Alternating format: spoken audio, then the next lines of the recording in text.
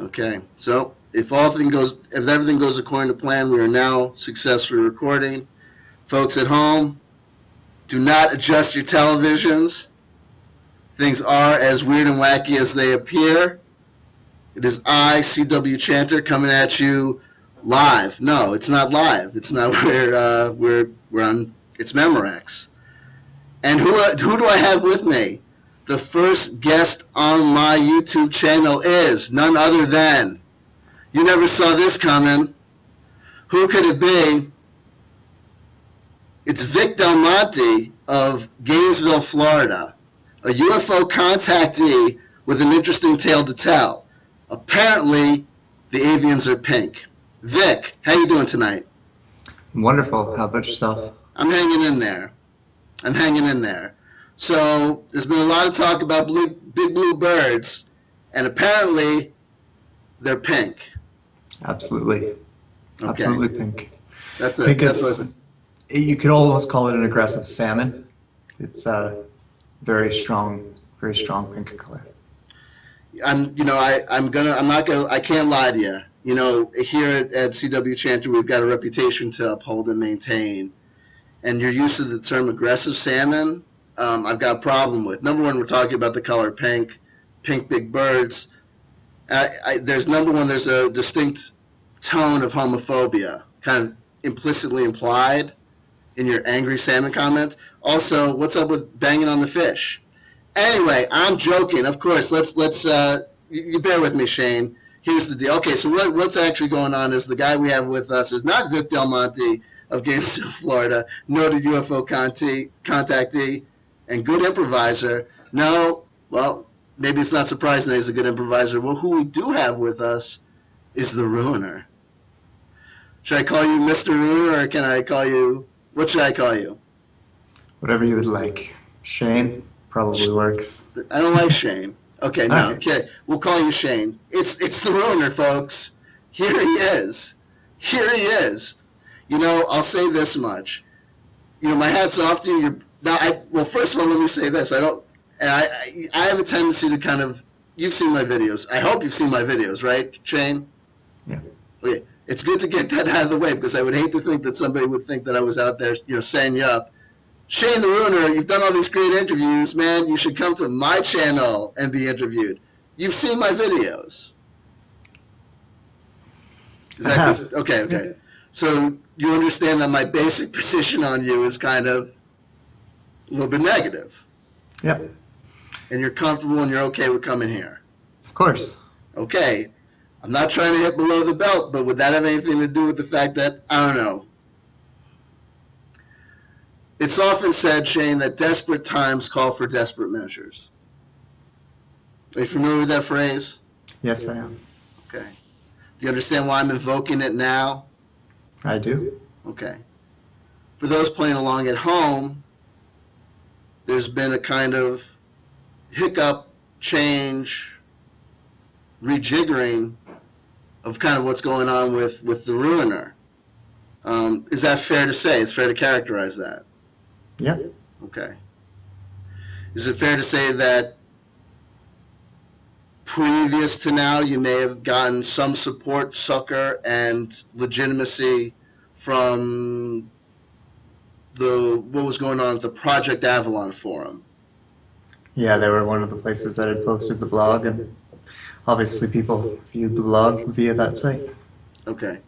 Would it be fair to say that there's been a change or transition in the relationship between you and Project Avalon, its admins, and various members of its congregation? Yes, that would be fair to say. Okay. Would it be fair to say that your social calendar may have opened up a bit? Yes and no. Yes and no. Hasn't really changed too much, I guess, in my day-to-day life.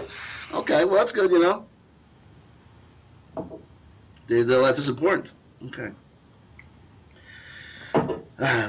I guess at this point we should get to an introduction, right? I guess that would make sense with some background, some history for the folks at home. Where to start? Where to begin? It's a complicated story, but I think I can try and put it in a brief nutshell. I know people at home are thinking to themselves when I say brief nutshell, okay, strap myself in, get my urine bucket, because we're going to be about 3.5 hours into this bad boy before C.W.Chanter makes a cognizable point. Okay, we all have our strengths, we all have our weaknesses. But I think we should say this. How would I introduce you? Do you have a kind of concise version of the story that you feel is if you were to meet me on the street, okay, and I were to say, you know what, you look like the kind of guy to lie on the internet. You might say, I am, and here's the bullshit so far. And then you would say, what? Is there a way to like kind of anecdote the story, kind of put it into a thing? Well, I wouldn't say the first part, obviously. However, Okay. I would say that I write a blog, or have written a blog, and it's on the internet, and tell them where to find it if they would like to. Okay. Actually, I probably wouldn't do that because I don't generally tell people about my blog, but Well, yeah, you know. if someone somehow knew that I wrote the blog and they approached me on the street, I guess then I Okay. would admit to writing it. However, Okay. I don't solicit the blog to people randomly on the street. Maybe you should. Anyway, well, let's see what's going. Like, anyway. So you never know. You know what I mean? The next one could be out there. So let me try to take a swing at it. Basically, you know what? The best thing to do is, you know what this is really about? Here's the best way that I can do this. I don't want to be here all day trying to do an introduction. That's going to get old fast. And it's my understanding that you do have, that when we talked previously about setting up this interview, that you do have some information that may lead to some clarification of some of your points about the blog. Yeah.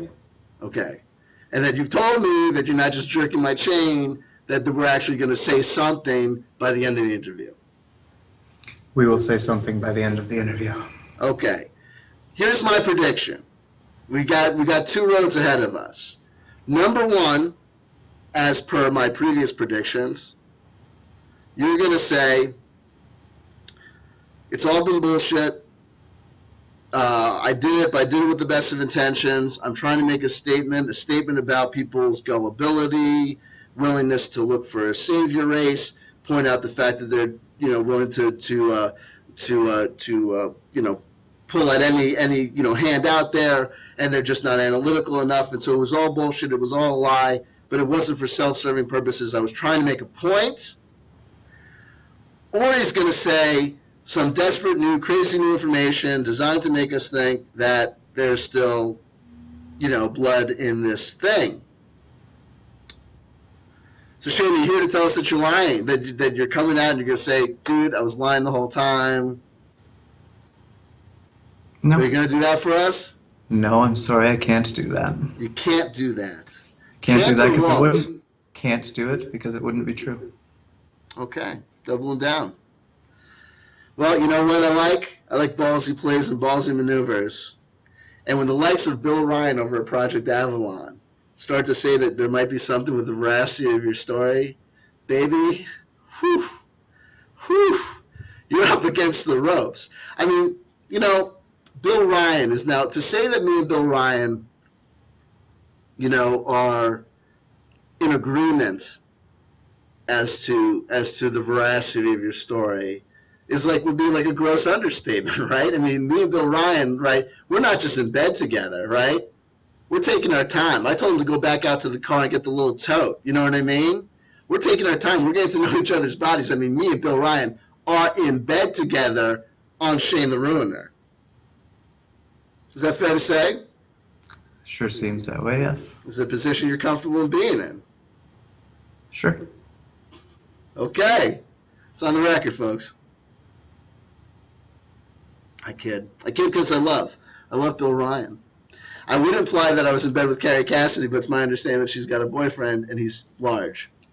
So I'm just gonna stick with Bill Ryan. Fair enough? Works for me. Works for you. Okay. So we're joking, and I think I'll tell you. I'll tell you this. Okay. Well, the other thing that I do, is, as far as there's ground rules and introduction. Let us know what we're doing here. We're having a little fun. Obviously, I'll tell you, folks, I'm going to be completely honest with you. Like, you're smoking a cigarette, all that talk of being in bed with me and Bill Ryan has brought you to the conclusion of the late night cigarette. We're having a little fun. We're joking around, and my hat's off to Shane. And maybe I'm joking around because it's a defensive mechanism. Because if I'm not joking around with Shane about these subjects, I might start talking about how I really feel about these subjects, and how I really feel is a little bit raw. Okay? But when we discussed this, we said, basically we just want some way of understanding, like, one thing when me and Shane were talking about doing this pre-interview, doing this interview, I wanted to make sure that we didn't have a lot of conversations. I didn't want to ruin it. Number one, I didn't want to, like, any sort of emotional attachment to happen, because you know how that sometimes can happen. You're coming at a guy, you're going to talk about, say, you got some serious issues to debate, then you get to know him to talk about some quote-unquote ground rules, and before you know it, you're 3 beers in the video chat, chatting up a storm, talking to each other, telling each other about life, and all of a sudden you're best friends forever, and then all of a sudden there goes any sort of critical analysis in the interview. So we kept the subjects that we discussed in the text of pre-interview that we did very limited, and as we know, basically the only rule is this, is that, what we discovered is that there were some similarities in each other's lifestyle that we could relate to and understand, music that we were into, activities that we were into. And so when we're speaking about activities that we shared a mutual interest in, we discovered that the best thing that we could do was to set up a safety word. That if we set up a safety word for the interview, that people would know when it was going too far, right? And they'd be able to pause and say, stop, or no, but you know how sometimes we're saying stop or no in the context, you know what I'm saying. And then we said, but if we have just a safety word, that would be problematic because you can drop an individual word all over the place, so we agreed on a safety phrase, right, Shane? Yep. Okay, and as we know, if the interview starts to get too rough and tough, if I start going too in on you, and you can't take it anymore, and you just got to say mercy, it's very simple, Shane. You've got an out. All you have to say is the secret phrase of the day, which is, of course, C.W.Chanter, you are the master. Okay? So if I start to rub you raw, your emotions start feeling sensitive. You know what I mean? In any way exposed or vulnerable, you can always just say, C.W.Chanter, you are the master, and it will all come to an end. I'm the merciful Lord, okay? Shane, you gotta smile, you gotta laugh, you gotta have fun at this. At this stage, I feel like you gotta know that you're like in a foxhole and the Germans are coming, right? Are you in denial? I mean, you're aware of the fact that basically, the havens and the forums that once held you near to their bosom have now turned their backs against you and tossed you into the world. From my perspective, do you see things differently? No, it's what I expected all along, and was prepared for it since they first started posting the blog. Okay. Good. I wouldn't have ever posted the blog on the forums. Okay, but you posted the blog. Yeah. Right? Yeah. And when people started, what was the purpose of the blog? Shane?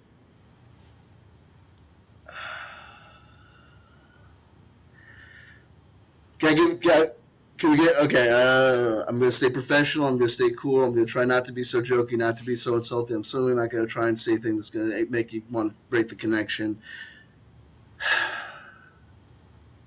Shane, there's a limited amount of bandwidth in the alternative media, right? So I want to make this statement so you know where I'm coming from, so people know where I'm coming from, because I think there's a marked tendency of people to want to assume that the reason that I'm coming out for you or saying these things that you're saying are unreal or untrue is because it's an easy target, that it's somehow, something that I don't need to waste my time doing. But let me tell you why I do think I need to waste my time talking about this and addressing this. There's a very limited amount of bandwidth for alternative media messages, Shane, right? If we think about mainstream media and the bullshit that mainstream media does of their job, we really rely upon alternative media sources like internet and what have you, blogs, what have you, in order to fill up that space and to be able to give access to these stories to the people so that the people can grow and learn it so these stories can be exposed. And we have guys who come along Randy Kramer, I've been to fucking Mars. Andrew Bashago, I went through fucking time and space with Barack Obama. We shared popcorn. All this fucking bullshit, right? Well, it eats up that fucking bandwidth and nothing gets through. Nothing else gets through. I want to say one thing. I want to, look, I'll tell you what. My most popular videos are the ones with you or the ones about you, so I can only assume that this might be my one chance to make a gangbusters video, a video that gets a lot of views. So here we go. I just want to take this opportunity to take as much time to say things about other people as well, to make a good use of the time. And we're not even through the fucking intro. I don't know what we're on the clock. I don't even know if we could say that we're through the intro, but whatever. And for folks playing at home who think that we go on for a long period of time, if my videos were an hour and 40 minutes beforehand, I've got someone here with me. Okay? Go get your pee bucket, because we're going to be here for a while. And if you only watch 5.5 minutes of the video, don't bother commenting. Or whatever. Not to get too far afield. I know I can have a tendency to get distracted. And Shannon, I don't want you having to sit there in silence for the entire time. Okay? So we'll wrap this up soon. But let me just say this.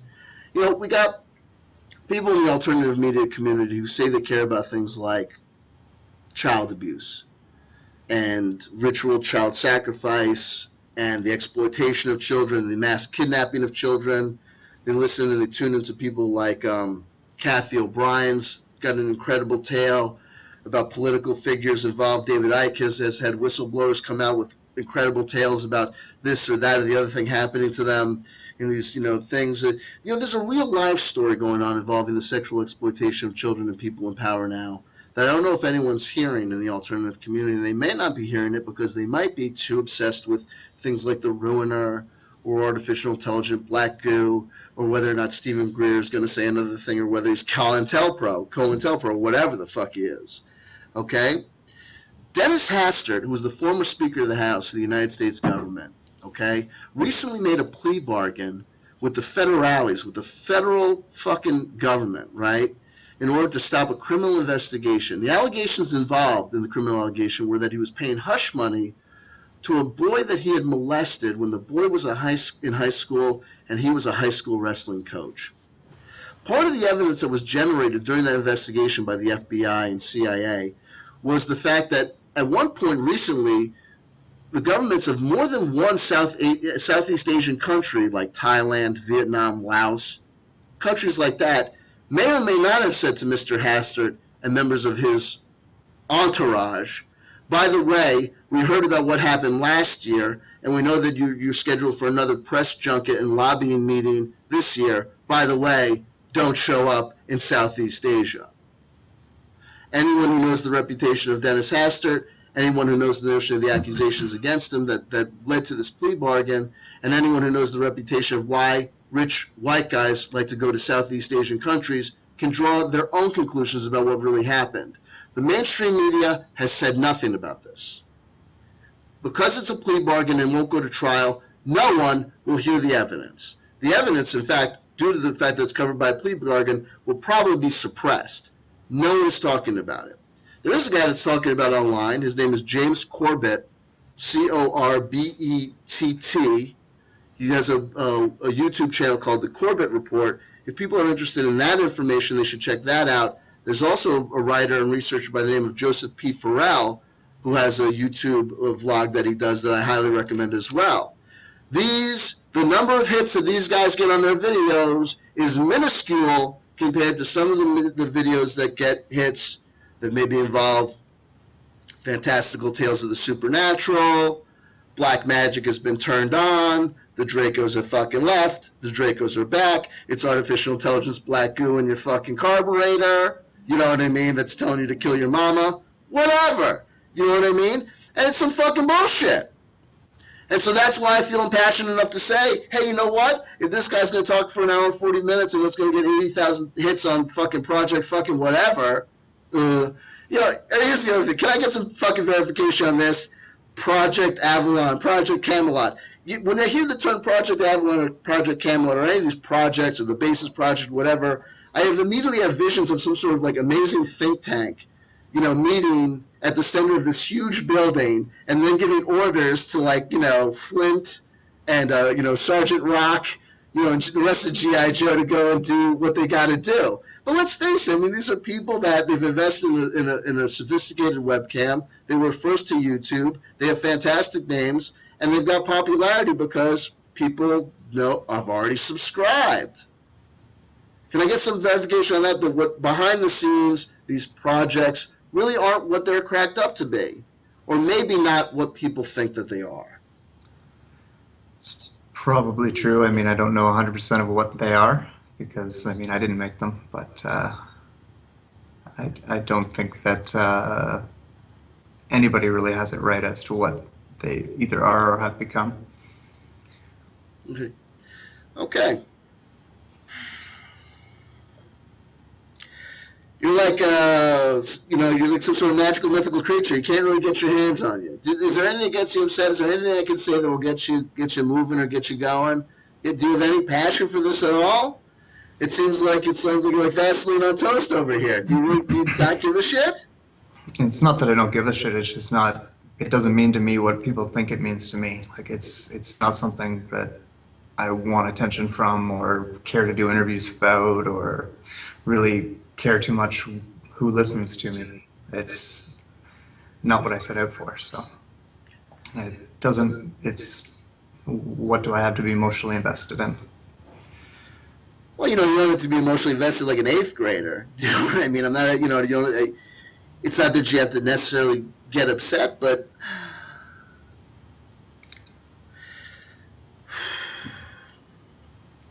I'm not angry about the things that you've said because a lot of it is valid in that, you know, what you're saying about the bandwidth, you're probably right about for 99% of people. Right. Aren't paying attention to the right things.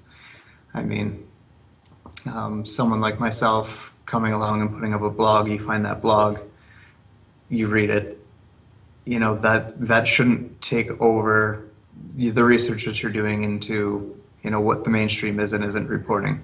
And the things that you mentioned earlier, like your very impassionate rant there. These things should be more important to the alternative community than stories like my blog. And, you know, the idea that everybody who's writing out there is a whistleblower that you need to pay attention to above everything else is wrong. So then why do it? I mean, if you notice that, first of all, why'd you write the blog? What do you think you do with writing the blog? What's going on there? Helping friends who ask me to write it. Helping to do what? What do you... Were they trying to stay in school? What's going on? No. Just they wanted to know that story, and so I told them that story. Now, these specific people that reached out to you, you know what I mean, out in the streets playing pool and said, we need you to do this blog. Why? They want to hear your story to see if it matches up with theirs? More or less. That would not the description of the people involved is not necessarily accurate, but the reasoning is correct. They wanted to hear what I had to say versus what they already knew. Well, you know what gets really under my skin is the fact is that it's like if I say to you, if I want to talk to you, okay, you've written this blog and you've made these statements. Let's talk about these statements.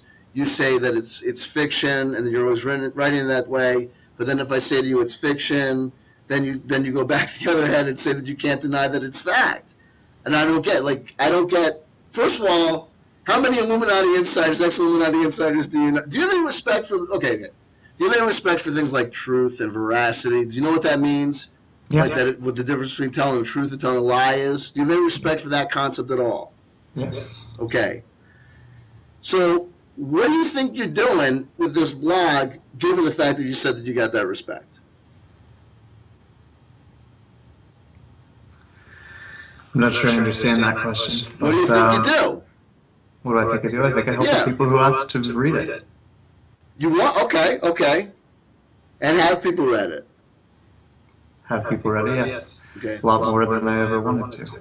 So you got what you wanted. Yeah. Okay. So then why do we find you in the sad state that we see you in? Why do you look so sad? I'm not sad. Okay. Don't mean to look sad. What you need to do is show up your face. What you really need to do is show up your face and stop telling. Look, so here's the thing: if too many people are reading the blog, more people than you wanted to, why not just show up your face and take it down? It's probably would have been the best thing to do. Hindsight being 2020. Did you sell the rights to Disney for $1 billion? I mean, why can't you just take it down now? I could take it down now, but what's the point? What's the That point? would, I figured that would appear worse than just leaving it there. Well, okay, so, I'll tell you what I think you're doing with this. I think you think that I think there's an agenda here. I gotta be honest with you. I think that if you were gonna go, if you said one way or the other, I think I would say, okay, I get it. But given the fact that that you're doing this, I think that you could still play it like you're auditioning, like to J.J. Abrams. You could turn to J.J. Abrams or fucking Johnny Mathis or whoever, Chris Gaines, and fucking be like, yeah, look at what I did. Look at this amazing work of fiction. You know what I mean? And then you're amply suited to write a teleplay or a fucking novella or some homoerotic / fiction, whatever you want to. So I get it. So I think I know what you're trying to do. You're gonna go out. You're gonna be a big star. You're gonna do the TV shows and the movies. You get the new car and everything. You know what I mean? Isn't that where we're headed with this? Probably not. No. Probably not. Okay. But if the movie deal comes along, you're gonna say no. Probably is even the wrong word. No, that's not where this is leading. Let me ask you a question. If you did become rich and famous off this blog, right? If you did, would you stay? Are you the type of guy to stay authentic? You're gonna remember the old lessons Mama taught you. Yep. Yeah. Sure. When you're out there, you got the hit song in Italy, and all the fans applaud, clap their hands, and you feel so good inside. You're still gonna remember everything. It's not what it's about. Okay. The fuck is it about, Broseph? What are you doing? What's the matter with you? There's nothing the matter with me. I don't see what's. I don't see why I need to take more responsibility for what people are reading than what they take themselves. I have been honest, and if you can't handle what I'm saying, you just think I'm crazy or nuts, that's your prerogative. You're allowed to believe that. Temperature's rising, Shane. Okay, Doug, you know what? Let's be, okay. I want you to talk, but don't be,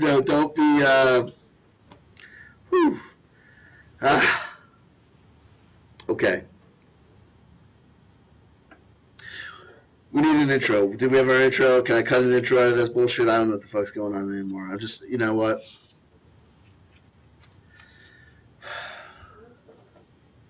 Dude, you're like slippery slime. I can't get my hands on you. That's the deal, right, Shane? That's the deal. That's your fucking kung fu, right? Your smoke, like my fucking angry Jew style is not going to beat your smoke style, right? No matter what I do, if I come at you like a pouncing tiger, you just go like a wisp in the wind. You just kind of fucking, you don't engage, right? It's not going to happen. I can poke you all you want. You're just going to sit there like cool jello, right? You don't give a shit. You're just going to shake and shimmer. Yep. Basically. I don't care as much as you think that I do. But you gotta care, because people are saying things about you, people are talking about you, people are judging, even if it's just a creative work. Some people are saying that the creative work is kind of not that great. It doesn't affect you at all. No. You don't give a damn. No. You're cool as ice. You just don't give a shit. That's right. Yeah. Folks, it's not that I don't feel anything. I'm not as emotionally invested in it as one would think, because you've got the idea of my intentions wrong. And if you understood that my intentions were as simple as I made them, simple as I said that they were, then you'd probably understand why I'm not as emotionally invested in getting all upset about all of this. Well, I don't want you to be misunderstood. I don't want you to be misunderstood. So, I'm always going to be misunderstood. Doesn't matter what I say. So. Well, listen, that's pre-programmed language. I mean, that's like if I was an advocate of The Secret, I'd be telling you right now, if you keep on saying "I'll always be," you're pretty much locking yourself into that worldview. I Can I mean, shake you out? You make a YouTube channel. You develop a character, C.W.Chanter. You start making videos, right? Mm-hmm. Some of them have some hits, and then you make a video about the ruiner. Yeah. And all of a sudden, there's a lot of hits.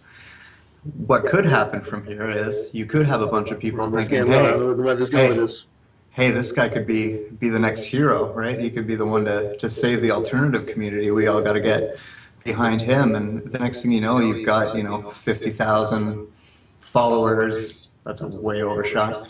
Yeah, you got 5,000 followers, 500 followers.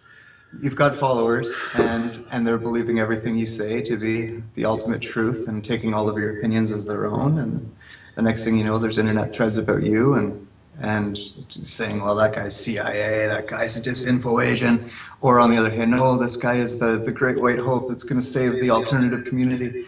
It's possible, right? Well, I like that you're talking about me. That's okay. But I mean, there's some things about you that I think are erroneous. But when you come to talk about me, I think that maybe there's some truth there. I don't think I'm gonna get that many hits. But here's the thing, Shane.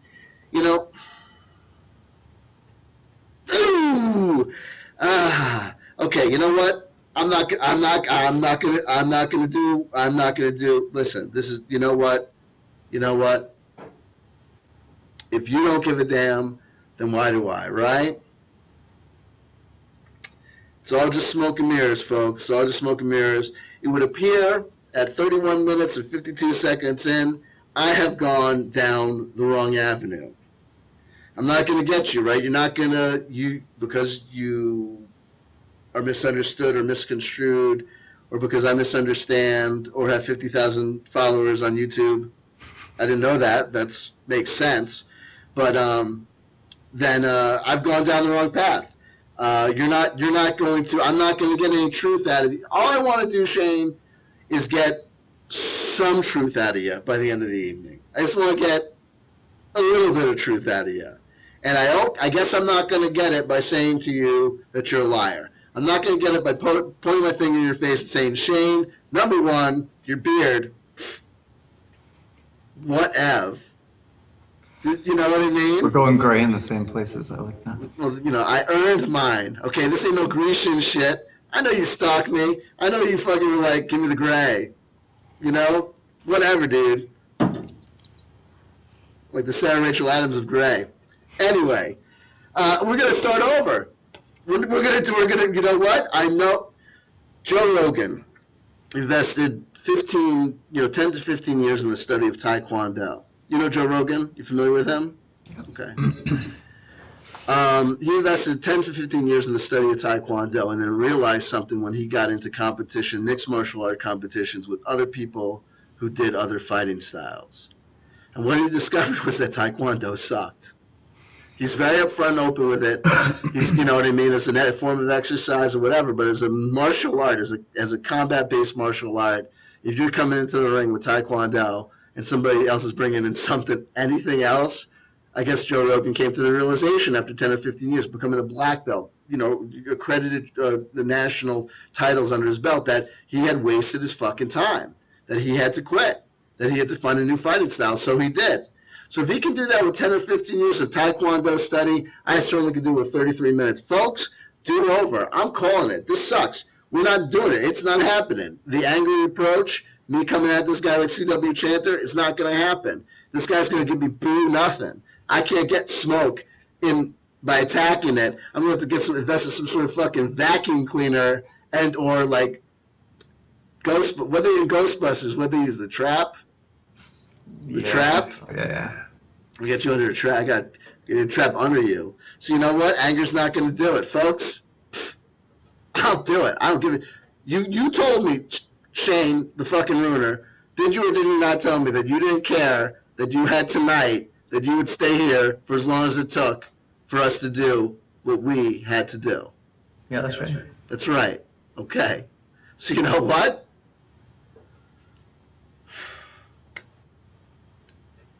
starting over? You cool? Oh, okay. Okay. And for the folks playing at home, I just want to say, if you're thinking of this at this point, that you're going to take the opportunity at any point to go 10, 15 minutes ahead, 20 minutes ahead, that you're going to catch, or you're going to flip around or whatever and be able to pick up where we are, what we're talking about, what's going on, good fucking luck. I'm making my fucking mission. I stated as my agenda tonight, in addition to getting some truth out of him, to tell you that if you're attempting to fucking bounce around to this video and find the good part, good fucking luck. I'm making my mission to frustrate any attempt to find any logical or cohesive sense in any of this dialogue. Good luck playing at home, flipping around. If you don't stay tuned for the entire 4.5, 5 hours, I guess you're screwed. I cleared my hard drive. I'm ready to go.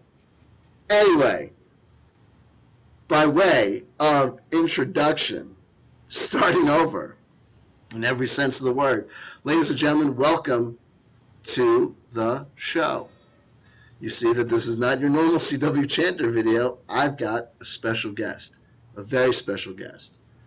Today, we are joined by Shane the Ruiner himself. We're going to talk about what he's doing with his blog. We're going to explore issues about his past. We're going to explore issues about how he feels about society, the workaday world, rules, following the rules. We're going to ask him, poignant, important questions. We're going to ask him, in your own self-assessment, is there anything wrong with you? What's the matter with you? Okay? We're going to try and find out what's going on with these issues. Does he have any respect for things like truth and veracity? Does he? Okay? What is he doing with this blog? What's up with the back and forth? It's fact, it's fiction. I want you to read it. I don't want you to read it. What is he doing? Why does he look so sad? Okay? And then hopefully by exploring all those issues and getting through all that, maybe we can get to a question of asking Shane the Ruiner what he thinks about the world around us. Personally, I don't think it's so bad. It's not a bad place. We're talking about Shane, whether he's got any plans to communicate with us further in the future, or having been burned by this bullshit, whether or not he's given up. We'll talk about his agenda. I've said in the past, does this guy have an agenda? Is there an alternative plan? Is it just an elaborate audition for Hollywood or Big Toronto? You know what I mean? Is he out for, the TV shows and the movies, right? Like Corey Goode and David Wilcox on Guy MTV. Is he looking for that new car? Okay? Is he going to tell us some soft pedal bullshit about still remain himself, even though as he grows and grows in fame, whatever? Okay. Does he remember his mama? Hit song. Listen. Oh, and we're going to talk about unraveling.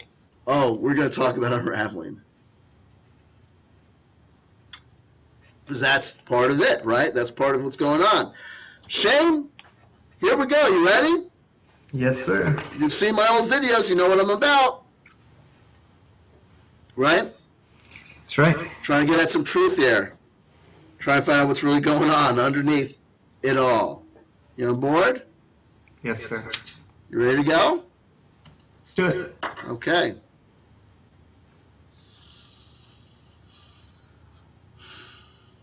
Shane, I think you're lying. I think you're lying about an Illuminati insider. I think your blog is 100% bullcrap. I've asked you on many occasions, not face-to-face, obviously, but through the magic of YouTube, that I thought it was in your best interest to just give it up, to just stop with the bullshit and tell the truth. Okay? Have you gotten that message? Have you heard that from me? I heard you say that, yes. Well, you heard me say it, but did you feel it? Did you feel like that's really what I'm asking you? Yeah. Okay. Do you understand why I'm saying that you should stop bullshitting the world and tell the truth? I do. Okay. Okay. So instead of getting angry with you, in the law there's a concept called a statement against interest. And what a statement against interest is when a party says something that is not to their benefit, but actually kind of puts them in the hot seat. And in the rules of evidence, when someone says something against interest, it's taken as probably true, because why would someone say something against themselves if it weren't true, right? So if I say to the priest of the confessional, I admit it, I killed Shane the Ruiner. He just wouldn't stop lying, so I choked him out. I couldn't take it anymore. you would say that that was probably true, because if, why would I admit to a murder that I didn't commit, right? Okay. So I get it. I understand. When I'm sitting there late at night looking up at my bedroom ceiling, my wife, I say to myself, so why is he doing it? What's up with this kid? Why is he doing this?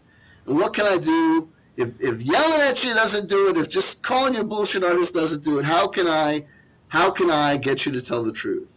Well, I thought about it, I took some notes, and I came up with an idea. Okay, you got a minute? Yep. Okay. Break in any time. If there's anything you want to talk about, anything you want to say, please. I just work here. I just work here. Poorly. That's it. Okay, that's it. Wouldn't that be crazy? If it's some alternative dimension, it's truly me in the white rubber room, and Shane the nurse saying, oh, I'm ready for my interview. Or maybe it's the flip side. Maybe you died on that operating table, and I'm just the angel trying to, Shane, let's talk. You ever look up at your bedroom ceiling and say to yourself, I just wish I could let all this go. I just wish I could unravel and be free, right? No? No. Yeah. Never. Yeah, actually. Yeah, see, there you go. See? Yeah. I'll get some truth out of you. Have you heard about this researcher, Mark Passio? I have. He's a singularly dislikable individual. I don't like him at all. I like him a lot. I really don't. You know why? He's insufferable. He's self-insistent. He's self-aggrandizing, okay?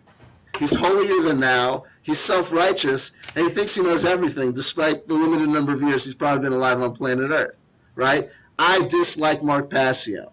Can I show you an imitation of my imitation of Mark Passio? Sure. Do you think you'll get it? Do you know enough about Mark Passio? Yep. Okay. If not for you, for the people at home. This is my imitation of Mark Passio ordering a lettuce and tomato sandwich on Ezekiel bread at the Carnegie Deli in New York City, okay? Let me think short. Get tiny on this one. Hi, I'm here to order a lettuce and tomato sandwich on Ezekiel bread. I know this is Carnegie Deli, and there are many things on the menu, like pastrami and corned beef and tuna fish, but I'm not a psychopath, so I'm not going to order any of that. No, I'm going to come here to the Carnegie Deli, and I'm going to order lettuce and tomato on Ezekiel bread, because I'm not a psychopath. And anybody who disagrees with me, and anybody who has ordered anything else at the Carnegie Deli, like roast beef, or corned beef hash, or salami on rye, you're psychopaths. And if you're not ready to accept that, and you're not smart enough to realize that, well then thank you. Thank you for telling me that you're a dummy, and I have nothing further to say to you. And scene. That's how he acts. That's what he brings to the table. If I'm lying, I'm dying. In fact, the first C.W.Chanter video was not supposed to be about anything other than Mark Passio. I watched one of his 4-hour mini epics, right? Compared to some of the work that Mark Passio produces, I had to find a short one to review. So I went with a 3-hour, 4-hour video, right?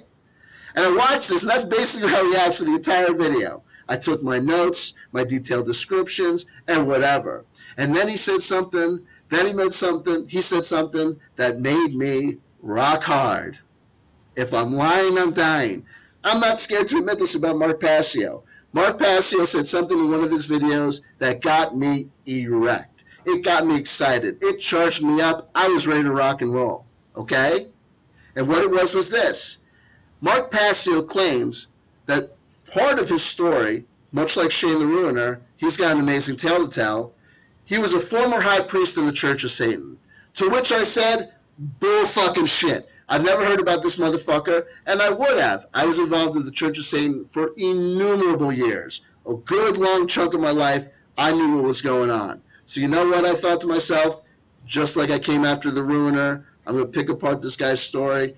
I found everything that Mark Passio had said about being a Satanist, and I said to myself, I hate this guy. I really dislike him. But you know what? It's going to all pay off in the end because he said something that I know that I can verify. He said something that I know I can prove is bullshit. So one weekend, one magical weekend, Shane, you should have seen me. As an adult father of two, married man, I get very little time to myself. And when I get that time to myself, I've got to maximize that enjoyment. If I'm lying, I'm dying. My wife and my girls went away on a 2-day vacation to their, down the Jersey Shore to visit with some family, and I knew exactly what I was going to do. I went down to the Alcoholics Anonymous beverage barn. I got me some nice craft beers, some IPAs, some Imperial Stouts. Oh, I got a new mug. I put that bad boy in the freezer. It was a hot day. I set my laptop out on my porch, all nice, in the shade, no glare, right? I had my MP3 player going. It was good. I was going to debunk Mark Passio with no grease, right? I was going to come at this guy, and I was just going to verify that this guy was totally 100% bullshit. Remember, the point of the story is I'm going to tell you about telling the truth when you don't necessarily want to tell the truth. So I sat there. Ooh, I went in on it. Google search out the wazoo. Google research. You know what I mean? Going nuts. Different variations on the name. Going on. Oh, it was about hour 3 that I realized something. Do you know what I realized, Shane? Do you know what I realized? What did you realize?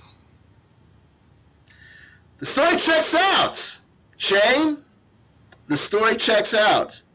I'm not going to say that Mark Passio doesn't aggrandize what the Church of Satan was about, but I will say this.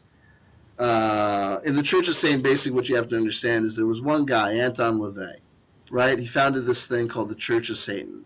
In a nutshell, it's basically Ayn Rand's objectivism, kind of wrapped up in fancy magic. He took ritual magic, kind of understood it for what it was, didn't really interfere with or interact with demons or gods or angels or anything as anything other than aspects of human personality. And Anton LaVey had this thing called the Church of Satan, and it went through its ups and its downs, but the fact of the matter is it never really was much of a success. Though it was a sensationalistic publicity stunt, and no, it definitely got him a couple of interviews on TV and in magazines, the financial rewards of being the leader of the Church of Satan were kind of nil. What basically would happen as the leader of the Church of Satan is Anton LaVey would hang out in his basement and wait to hear from the outside world. And being a priest, not being a priest, well, look, all I can say about Mark Passio's story is this, is that Mark Passio did do the things, it turns out, that he did do the things that would have gotten him the attention of Anton LaVey. And the fact of the matter is that being a high priest of the Church of Satan is not something like being a priest in a Catholic church. It's not a big thing. You don't go through all sorts of rigmarole and rituals. It's just a hint and a nod, and I guess you're a priest in the Church of Satan. Really what it usually comes down to is Anton LaVey noticing you showing up on his radar, and him giving you a little tap. And the Anton LaVey special was always to endorse you in a way that allowed you to think that you were fully endorsed by Anton LaVey. He was totally behind you, and you should keep on absolutely promoting him and his ideology. And at the same time gave him enough wiggle room to say, Mark Passio, I never knew that dude. Well, here's the deal about Mark Passio. Have you ever heard of the band? Now, this is the part where it's going to sound like I'm making fun of the guy, but I don't mean to. Have you ever heard of the death metal band from the early 90s called Insanity? Insanity. It's the word insanity, but instead of the sanity, it's Satan. You know what I mean? Like it's INSATANITY. How would you pronounce that?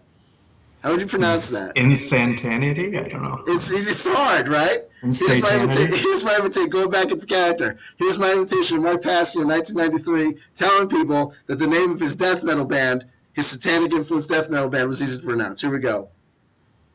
Insanity is the easiest name in the world to pronounce. If you can't pronounce it, all you're saying is a pronouncement about yourself and your inability to think outside of the box and think of new and pronounce new words. It was a terrible name, but I'll say this about insanity. They were absolutely a death metal band, signed to a foreign label overseas, promoting in their lyrics and in their speeches that they were giving performances, LaVey and Satanism. Doing that, getting a death metal band, forming it, dedicating it to LaVey and Satanism, and going out the world promulgating that and signing to a foreign label. Yeah, that's the kind of bullshit that would get you tapped by Anton LaVey to be a priest of the Church of Saints. So I've got to say, even though I hate to say it because I don't like Mark Passio as a person, I really don't. It hurts to say it, but I'm going to say Mark Passio's claim to be a former high priest in the Church of Satan is verified. How can I say that? I've been I've known about the Church of Satan since high school, since 1989. Moving forward, always followed it. Subscribed to the Black Flame, their fanzine they had for a number of years.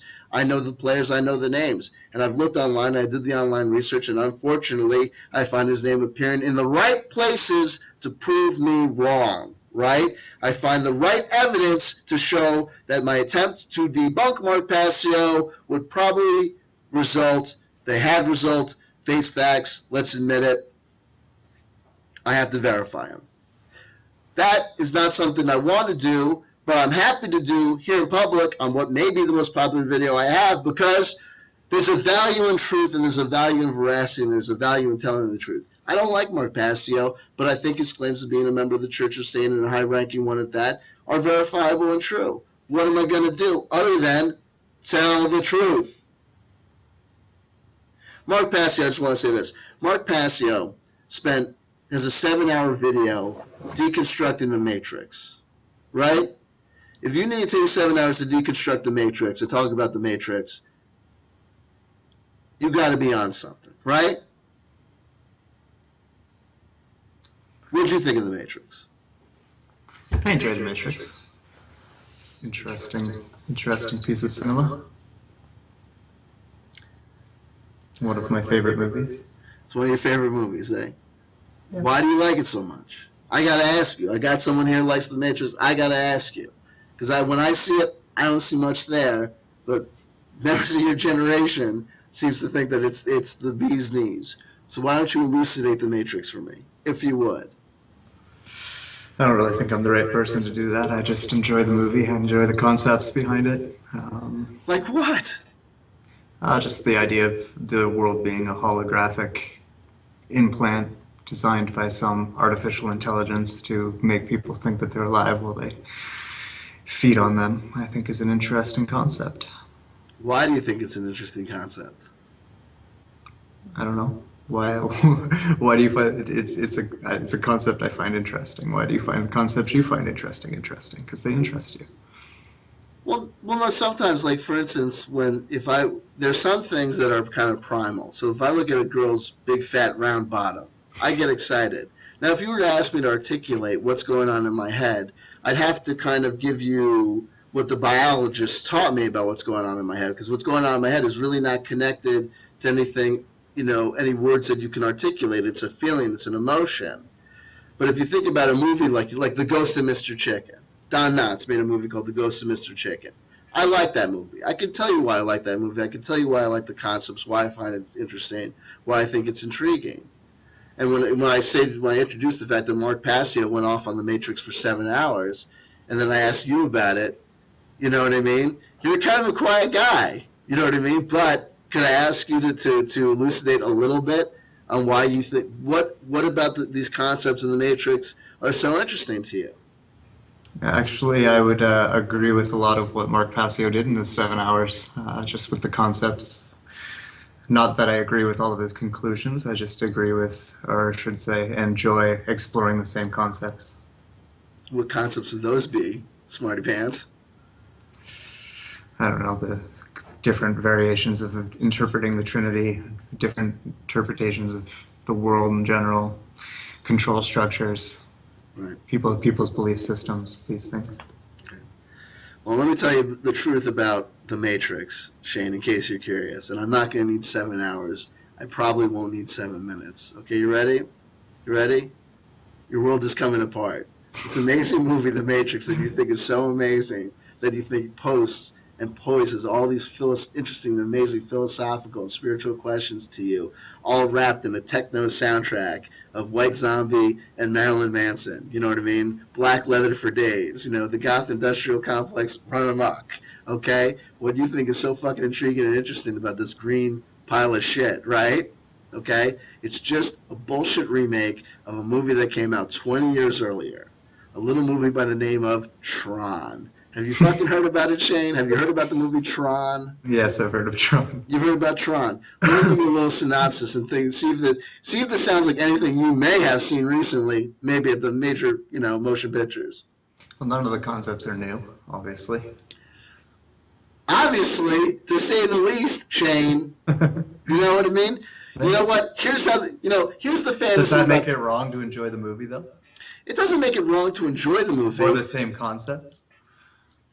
But let's flesh it out. Help me out here, Shane. Get some skin in the game, okay? Give me 5 things about the Matrix. 5 concepts, ideas, thoughts, premises that you think are intriguing, have value, are discussable. The typical thing that Hollywood likes to do, of creating the savior, of course, with the Neo thing. That was intriguing to me. Always find that entertaining. Okay.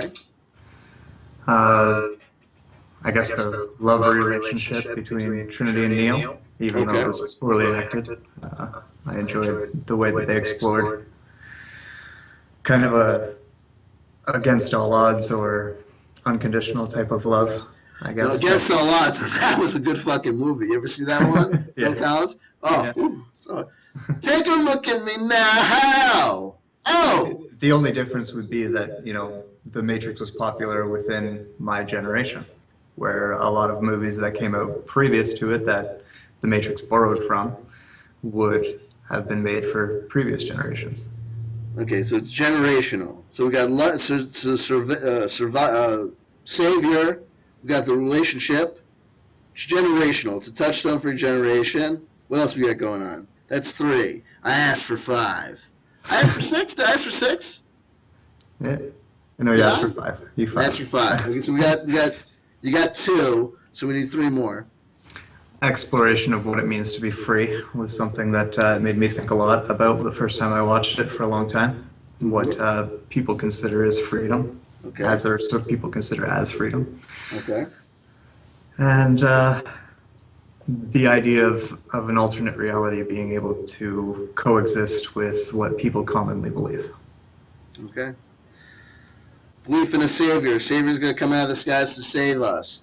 When all this is going on, these amazing sci-fi adventures are going on, at the core there's a love relationship, right? These movies speak to our generations. A particular movie comes out for better or for worse because of its pluses, its minuses, warts and all. It becomes attached to a generation. Common concept of the idea of the Matrix, what it means to be free, the control, exploring control structures and this sort of thing, and alternative realities. Are we just a brain in a jar? Can we trust our own senses? You think that's a concise recapitulation of what you said?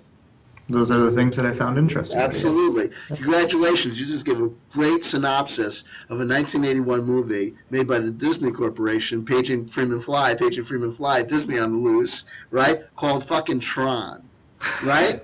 Tron. The similarities are subtle, Shane. What'd you say?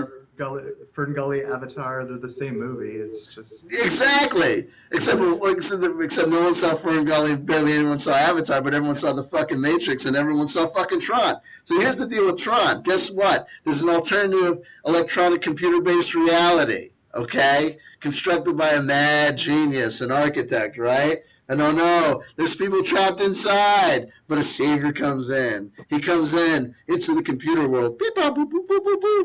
Right?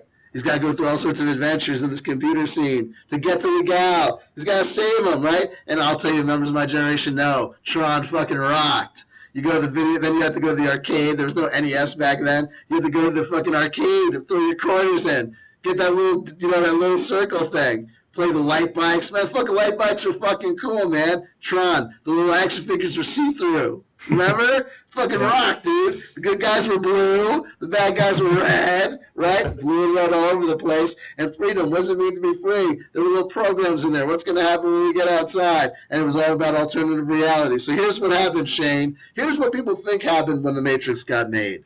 They think the Wachowski brothers came down out of Ken Wilber's ass, right? They came out of fucking Terrence McKenna and Ken Wilber at a gangbang with Adidas and Raj. The Wachowski brothers were born as the incarnate, savior people, went into major motion picture studios and said, let me tell you the truth, the light, and the revelation, laid it all on the line, and Hollywood couldn't stop these guys. They gangbustered it, took over, and this amazing movie, The Matrix, came out in order to show everyone in the world that David Icke was right about things that he hadn't written yet, things he hadn't ripped off from a little movie called Tron, okay? But here's the reality of what happened, Shane. It's called the 20-year nostalgia loop. It's called the 20-year nostalgia loop. Whatever's going on today, whatever's going on in motion pictures, media, music, movies, television, whatever, it's just what the fuck was going on 20 years ago. Because 20 years ago, the people that now have the loose money to spend were kids growing up in front of television, in front of media, in front of music. So they go around, they go, it's 1999, and they're going, we got to do something for 2000. We got to do something new for 2000. We got to do something new for 2000. Oh, when was Tron made? 1981? Yeah, we don't want to wait till 2000 when we really want to exploit this whole 1999 thing. What's really big in the music today? The kids are all angry, right? Columbine, the black trench coats, and the white zombie, the Marilyn Manson, right? That was the cyberpunk thing, right? Can we just remake Tron? Oh, Tron doesn't look so good. Blue and red? Fuck it. Black and green. That's it. They just reshot fucking Tron. And that's why the other two sequels to The Matrix stuck. Because there's no sequels to Tron. You know what I mean? That's it. They got to The Matrix Revolutions and Matrix Reloaded and said, what the fuck are we going to do? They said, I don't know. They didn't make a sequel to Tron. Seriously. Honestly, that's the Tron. It's fucking Tron, dude. Wake up and smell the CGI. It's The Matrix is Tron. You and Mark Passio can take your 7 hours and shove it up your wazoo. It's not Jordan Maxwell with astrotheology in the game room at all. Matrix is Tron. Okay. So there you go. So you saw me do something brave. You saw me lead by example. You saw a teachable moment. I didn't want to verify Mark Passio because he sucks. He's angry, and he's from Philly. The worst. I'll tell you what the problem with Mark Passio. I'm not trying to get off another rant. I know you got probably things that you want to say, maybe, possibly.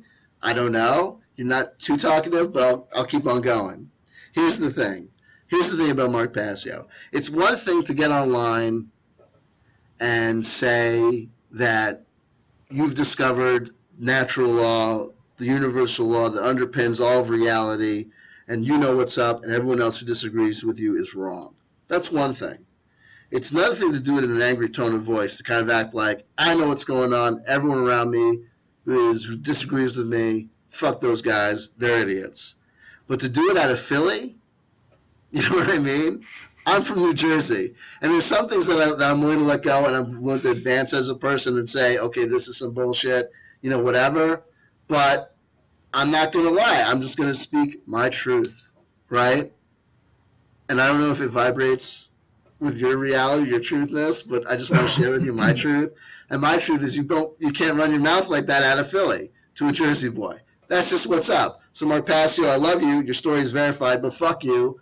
You're an aggrandizing, loud, obnoxious person. Who would do that, Shane? Who would get online? Who would go on YouTube and tell the world that they know what's going on, they know the reality of the situation, and everyone else can kiss their ass?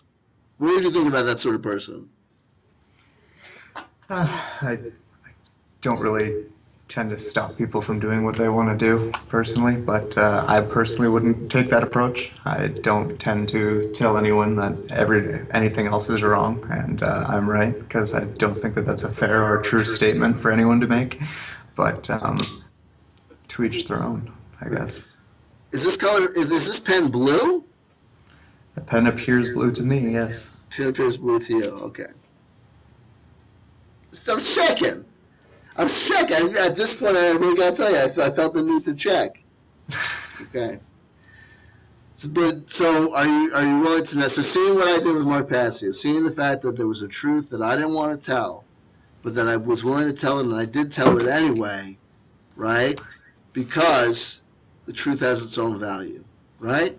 Yep. Truth has a real value, right? Yep. Okay.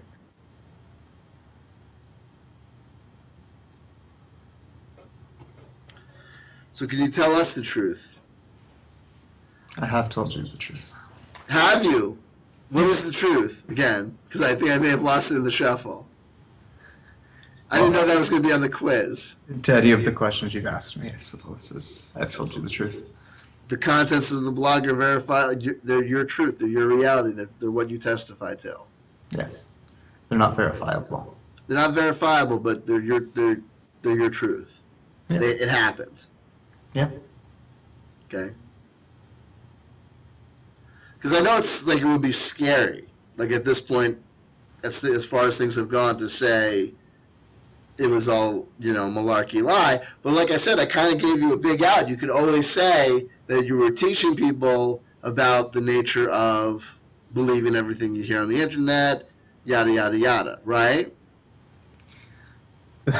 Yes, it could be used in that way. It would actually, that would giving me an out. What would be easier would be to do just that, because there's a big part of me that even thought about doing it just to make that point, which is that I didn't post the blog on your forum, you found it, you posted it on your own forum, and then you took what I said as gospel law and ran with it and created everything that you created out of it without me telling you that you should.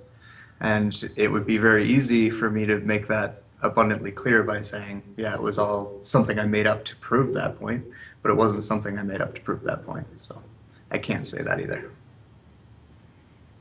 Well, okay. Guess that didn't work.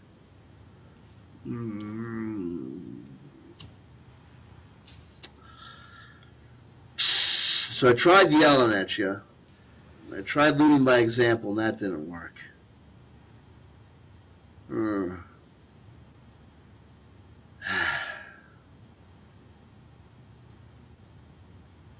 Okay.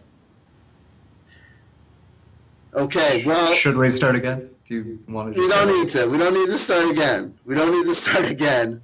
But I'm gonna take a different... I'm just gonna keep on coming at you. I'm gonna find the tool in my toolbox that gets you out of your little shell. Okay? Because it's nice here on the outside in truth world. You know what I mean? It's beautiful. The sun shines on your back. You realize the Matrix sucks. It's just short circuit 2, basically. And your eyes are open, and it's a good time. Okay. So, you know what? Back in the day, okay, I think that what we're going to do, so I've kind of tried. I tried angry. That didn't work. We tried to coax you out. That didn't really work. Lead by example.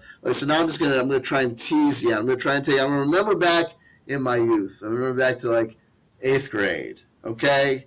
So here we go. What did I used to do? When I was a kid, I don't know about you, man, I didn't want to follow the rules.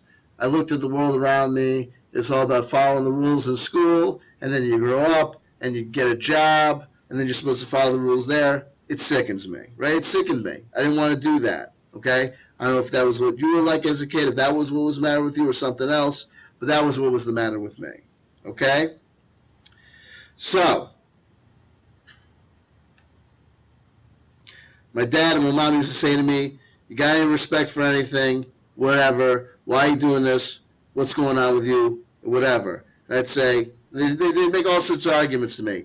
It's why you tearing up the place, why you cutting up at school, you're going to flunk out of school, Giuseppe, you're hanging out in the streets all the time, and you're not happy about anything. We're looking at you, you're not happy, you're sad looking, okay? And what are you doing?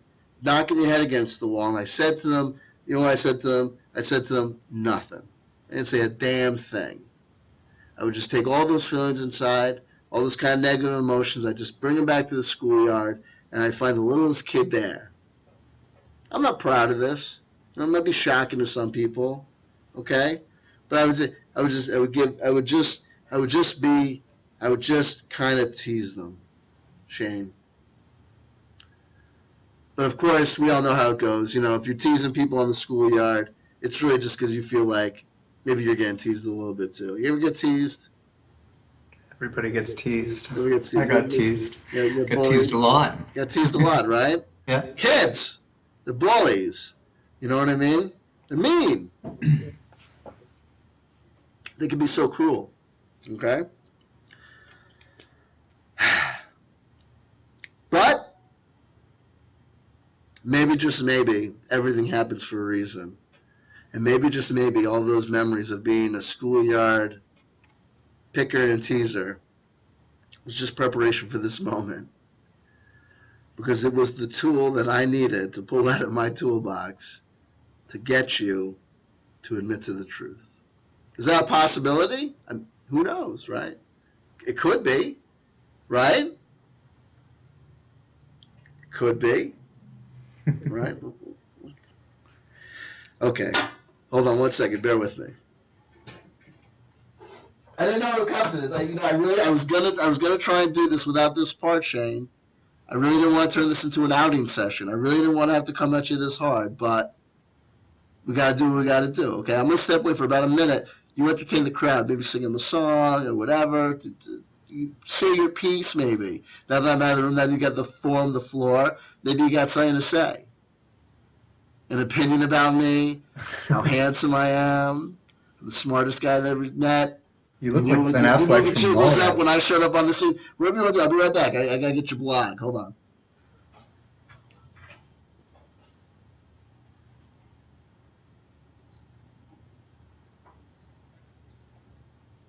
Power up the old Kindle. I got your blog. I got your blog right here. I'll switch. Ready to go. Bear with me. See, okay, so now at this point, you're good. I want everyone to look very hard at the ruiner's fucking face, right? Get real close to the camera, Shane. Get real fucking close to the camera, because I want people to know and understand and see the look on your face when I do what I'm about to do to you, okay? Because you've been getting cute with your blog, haven't you? No response. Mr. Silence. Mr. fucking Silence. You got no idea what I'm talking about, do you? No idea. No idea. If I were to suggest to you that you've been making some edits to your blog, would you find that surprising and shocking? Yes, I would find that surprising. Oh, you would. So you're denying that. You haven't made any changes to your blog entries or your posts. No, I have not. No, you haven't. But you have, Shane. You have. You have, and I know for a fact. You know why I know for a fact? No, I don't know why. Because I've been lurking on the Project Avalon forum since the beginning. And the minute you showed up on the scene, I said to myself, the minute they started talking about this, I found that blog before they even started talking about Project Avalon, okay? And I saw it, and I knew, I took a whiff, and I knew you were up for some maneuvers. I downloaded that shit. I didn't wait for the official PDF. I went in and I copied and pasted that thing to a real text document, printed that shit out of work, looked at it, read it, and said to my wife, there's a kid lying on the internet, okay? And then I noticed that over time, as things started, people started to ask questions and things, I started to notice a little retconning, a little maybe changes to the story. No, you gonna deny it? I'm totally full of shit? There shouldn't be any changes to the story. No, I deleted a comment at one point in time. That's all that happened. Well, don't worry, folks. C.W.Chanter is on the scene, okay? I'm on the scene and I'm on the case, okay? And I don't tolerate bullshit lightly, Shane, okay? So here's the problem that you're going to have. I've downloaded the entire original blog, the embarrassing one, the one, okay? All the stupid shit, okay? I got it all. My Kindle, PDF, ready to go. And folks at home, I just want to let you know, okay? If you look at the Ruiner's blog, the official PDF, it's like, how many pages is it? 254? Well, how many pages is it? I don't know. You don't know. No. It's like 124 pages of this stuff, right? But 50-something posts, I think. 50 something posts. Well, don't worry, folks, because I got all original 50 posts, okay? And God is my witness, Shane. I'm going to publish the real ones month by month, post by post, for the benefit of the world so that you can't get away with lying. Are you ready for that, Shane? I'm ready for that, yes. You're ready for that, right? Yep. And you're going to say, he's lying. That's not my post. That's not what I said, right? I guess. I mean, You guess? I haven't Wouldn't heard you what know? said yet. Unless, why would you equivocate there? Why would you say that? Unless you knew that I had the original fucking blog. Unless you knew that there was a possibility that I had gotten the original fucking blog. You know the one I'm talking about. You know the one I'm talking about. And I've got the actual entries. Why wouldn't you just say no? That's not true. Because I don't know what you're going to say. I don't know what you think you have there. All of you know what I'm going to say. You know what I'm going to say. You know what I'm going to say. I've got about 5 or 6 of these blog entries to share with people, okay? Shane, you can deny that they're your words, but you know what? How the fuck are you going to prove it, imaginary man? That's the thing, Shane. If you live your life in the fucking matrix as a fucking program, right? I can't get my hands on you because you're left. You're right, you're plus, you're minus, you're green, you're red, you're all these things, you're all over the map. If you're living full-time in imaginary land with the magicians, guess what, Broseph? I can get you. I can get a hold of you, and I can manipulate you this way. Here's the imaginary man. I'm going to share about you about, I don't know how many posts I have. I got 5 or 6. I don't know if I'll get to all of them, but we'll get to some of them, okay? Here's a good one. This is my thing went to sleep. I queued up and bookmarked this shit and everything. This is the one. You ready? Yep. You ready? Let's do it. Okay, now let me just say to the audience one thing. Okay? Let me put forward that first of all, this blog entry, the reason I picked it out is because it says it's got really all the central problems that I have with Shane and his story and all that shit. It's kind of all really right here, okay, in this entry. Okay, the immaturity, the lack of detail, the childishness. I mean, this is obviously this. First of all, this blog post comes around sometime around when the debate between the fight between you and Corey Goode, your girlfriend, and David Wilcox, you know, your boyfriend, really broke out, right? Because this is just, you could sometimes folks in these original blog entries, you can see the characters so clearly they might as well have a parentheses next to their name with the actual person. So here we go. Okay. I'm going to omit the date because I don't want people to just go to that one because there's too much gold here. Here we go. It's like towards the end of the story. Okay. So I'm coming to the end of my tether. Really comes to a point where you say, personal safety notwithstanding, what does the guy have to do to stand himself up? And I know it's cliche, look himself in the mirror and say that I'm doing the right thing or I'm doing the wrong thing. I can't escape the fact that I have to admit that some aspects of this life will be hard to leave behind. Some aspects of knowing what you know, knowing that you're on the inside, knowing that you can call some shots, you can make some shit happen, means something.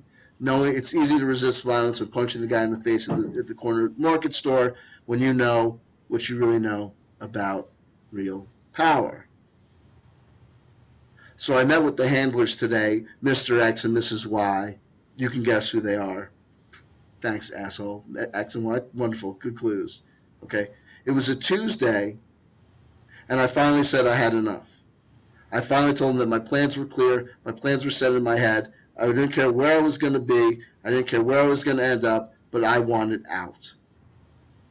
I remember it was a Tuesday. So here's the thing. Up to that point, like I can get it. Like, and it's like, dude, you know, like maybe as a spy novel or a science fiction story, you know, you got some writing chops. You got something here, but then you go and fuck it all up. You go crazy with this bullshit.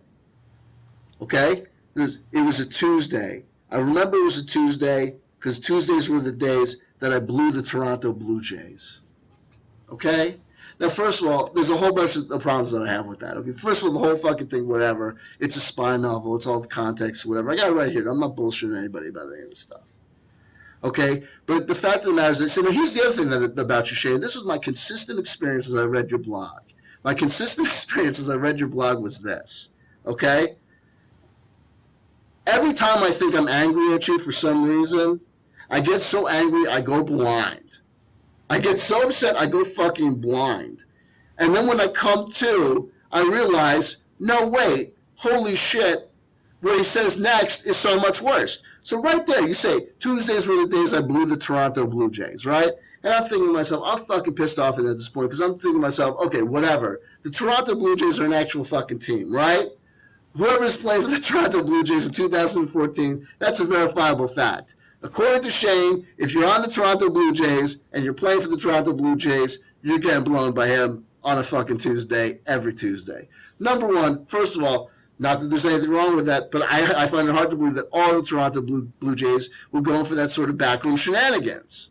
I got to assume that amongst them, Shane, you're a good-looking kid. I'm not here trying to make fun of you. You got a couple of years of me younger. You're an okay-looking guy. But I got to believe, even amongst people that would be interested in getting blown by another dude, that they might say, if you remember the Toronto Blue Jays, you might have options out there. Also, the Toronto Blue Jays have family. They got fucking wives and kids and shit, and you're out here saying real stuff about real people. I mean, let's face it. No one's gotten blown this hard in the reader's blog since Putin.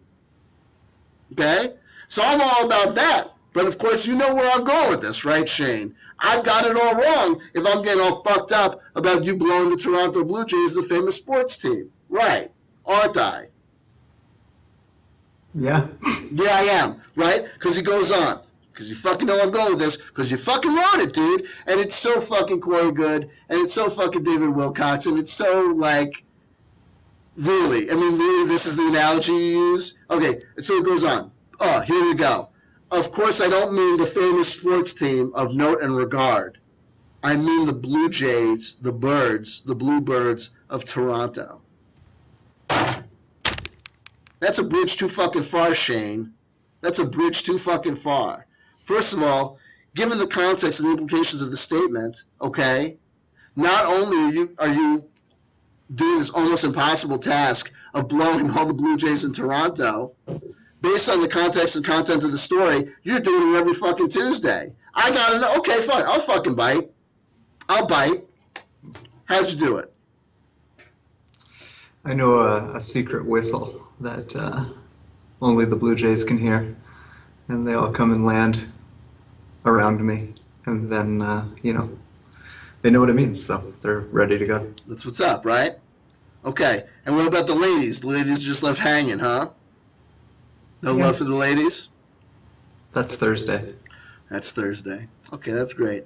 You know what, dude? First of all, you know what? I could sit here and call you a liar, but what is the point and what is the value of that? Right? There is none. So accepting your story on its terms, accepting the veracity and truth of this story on your terms. Okay? We got consent for all these birds? What's legal age of consent for a bluebird, a Blue Jay in Toronto? Okay? If the Blue Jay is in Toronto at the beginning of the day, but then he flies out at 6:45 p.m. before the shenanigans, before the party starts, is he just left dry, or does he get a rain check? What's the deal? How long does it take to blow all these Blue Jays? Oh, we just elected the Liberals, so I'm sure we could fit them in somehow. Oh, and the Liberals take a hit. Take that, Trudeau. You and the Blue Jays. Wow. Okay, fine. That's the way you want to play it? Okay. Okay. So, well, you don't deny that the fact that the story is true, right? It's in your blog.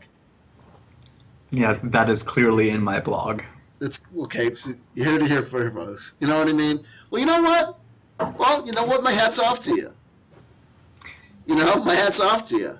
For anyone who's just listening to audio, that's not actually on my blog, but just... The fact that you felt the need to clarify shows you what shakedown you know that you're on. You know that if I were to go online with the Rumor Blog Part 2, here's the deal, here's how it happens, here's how it goes down. On Tuesdays, he blows the Blue Jays.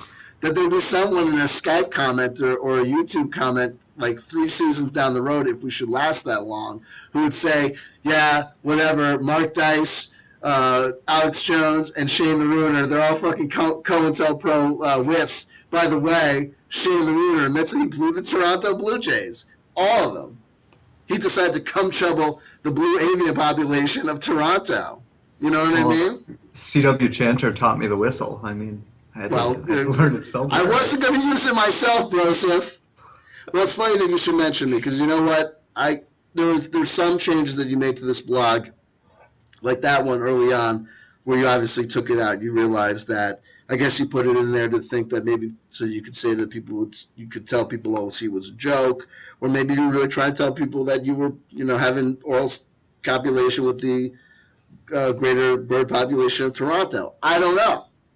Okay, but what I do know is that there were some changes that were additions that happened later on, and I know we didn't discuss this beforehand, but I just want to let you know that I want to be honest with you. I'm done teasing you because the next couple of blog posts that I read were kind of touching, and obviously you became aware of my YouTube channel while you were doing your blog. I can only assume because there were certain changes and additions that were obviously clearly about me. Okay, okay, and You have affinity for Ben Affleck, so. amongst other things. Okay, but let me get to the next couple. I got about 5 or 6. They're all about me. And I know that this might seem cheap or whatever, and obviously we're having some fun here, but I just want to let you know that if this is the way you truly feel, then that's okay. It's really okay. Okay.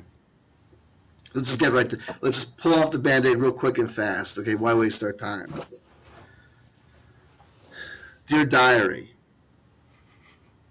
have you heard about this guy C.W.Chanter? He's on YouTube.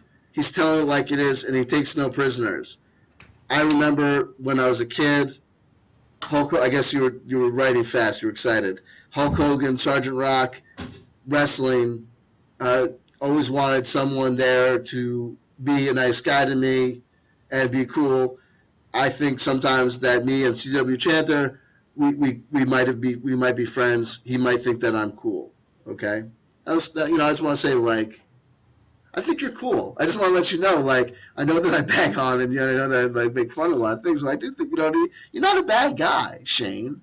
This is not about me trying to make fun of you. You are a good guy. And maybe if you're just if you're just more upfront and honest with people instead of telling these fantastic stories, you'd make friends. You know what I mean? Okay? Goes on. This is another entry. Okay? This leads me into some stuff that it's hard for me because when I was doing what I was doing on YouTube, obviously people were building you up, and really my commentary was centered around the fact of the amount of influence you were having on people and the amount of attention that people were spending on you. And if they weren't spending that time and attention on you, I wouldn't just go pick on some kid making up stories, fantastical stories in the corner. I'm not a bad guy. I'm not a mean guy. So we get to this diary entry. And this is obviously, you've seen my videos at this point. I just want you to know, I didn't want you to feel this way. This wasn't my intention. You know what I mean? So, but I ripped off the Band-Aid for you. I guess I should do the same for myself. Why beat around the bush? Let's just talk about why I feel so guilty, why I feel so bad. Dear Diary,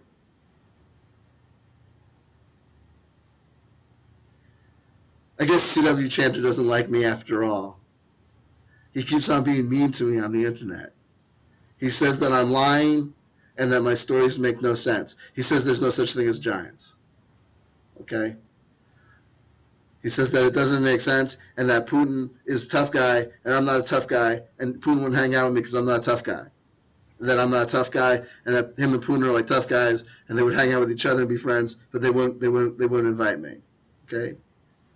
I was like, and I felt that. I heard this. I guess C.W.Chanter I guess he got what he wanted.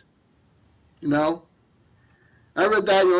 It really hit me. You know what I mean? I had to think about things. I had to really think about what I was doing with the YouTube videos, what I was trying to do with you, right? And I'm not gonna lie. I felt some guilt there. I felt really kind of bad. You know.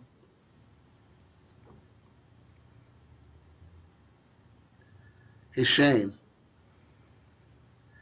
You know what would shut me up and stop this teasing session? You know what would make it impossible for me to say to you that you blew the Toronto Blue Jays and that was somehow, not that there's anything wrong with it, right? First of all, you got to think that there's some peer pressure involved. The little birds are lining up. You're number 89 in the lineup, right? What are you going to say? You just saw the other guy go. No, I don't go in for that gay stuff. I'm not down like that. Everyone's looking at you. They just went, man, right? And first of all, if you're going to be online for the guy that's blowing all the Toronto Blue Jays, you want to be first, right? You want to be early in the lineup. You know what I mean?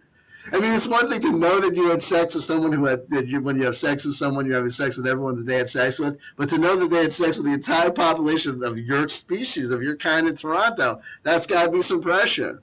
You know what I mean?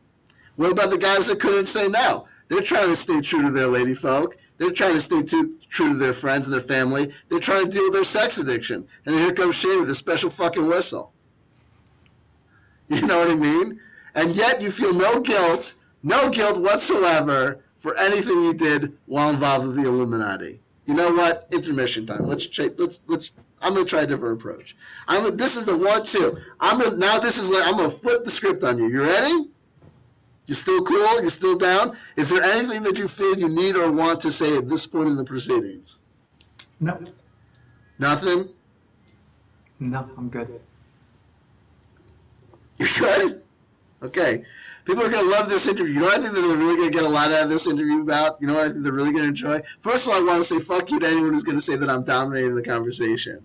Let's face facts, Shane. If I were to sit here in radio fucking silence, if I were to not talk and ask you to explore and, extrapolate upon your inner vision and worldview, I might not get a lot out of you, right? You're a man of few words, apparently. Depends on the day. Depends on the day. I should have caught you on, well, not Tuesday, right? Tuesday you can't have your mouth full, right? Don't forget about Thursday. Don't forget about, hey, listen, call me up on Thursday. You know what I mean? Share the wealth, you know what I mean? I don't get too much bird anymore. Anyway, here we go. Different approach. Shane, Illuminati Insider, I'm going to take your story as true.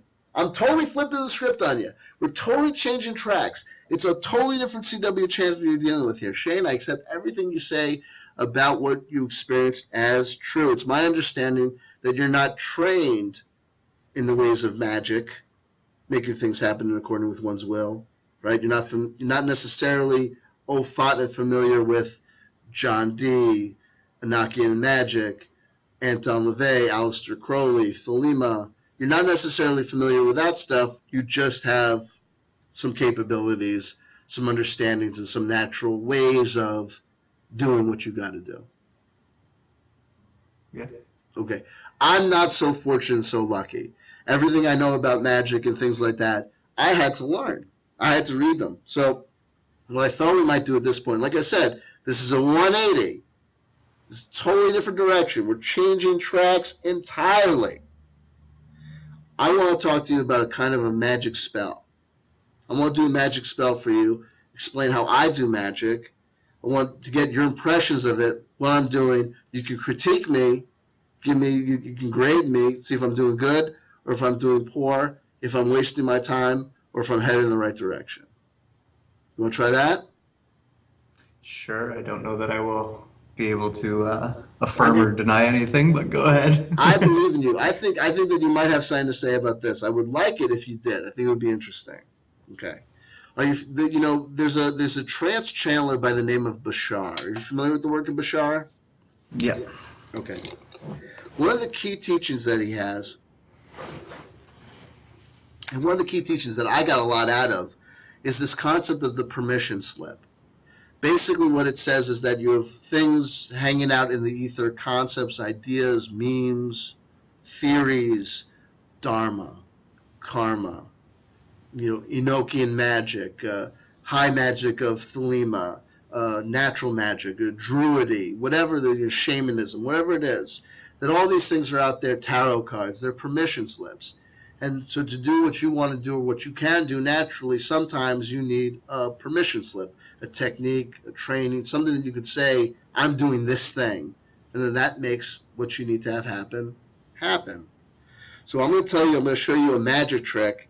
and I'm going to try to break it all down for you and explain it to you, and so you see it coming. The reason I'm doing that is kind of twofold. Number one, so that you can appreciate and see what I'm doing, and number two is that I wouldn't want anyone at home to accuse me of actually trying to put a magic spell on you or trying to work black or white magic, magic on you. Okay? So I'm going to tell you exactly what I'm going to do, and then I'm just going to show you the demonstration so that you and the folks at home can see what I call, or what I can see, what I understand that can be considered as magic. Okay? And I'm going to try and take it from dark to light. I'm going to try and show you how a magic spell, a simple magic spell that you can set up and use at home, that you can use for positivity or maybe negativity, but how, whether it's positive or negative vibe, it still might have a positive intent. You down with that? Does that sound like fun? Sure. Does it sound like, come on! Does it sound boring? Do you want to do something else? I don't want to twist your arm. No, man, go ahead. Go ahead, okay. So the permission slip that I'm going to use, the technique that I'm going to use is something called, clear my throat, neuro-linguistic programming. Are you familiar with the concept of neuro-linguistic programming? Yes. Okay. For the folks at home who might not be so familiar with it, in a very brief nutshell, this is a very brief nutshell. Neuro-linguistic programming, like L. Ron Hubbard's Dianetics, like what was known as general semantics or structuralist philosophical theory, has to do with the analysis of the fact that our ideas, our concepts, our thoughts are generally, in many ways, predicated upon the language, the written and understood and spoken language that we use in society and in our cultures, okay?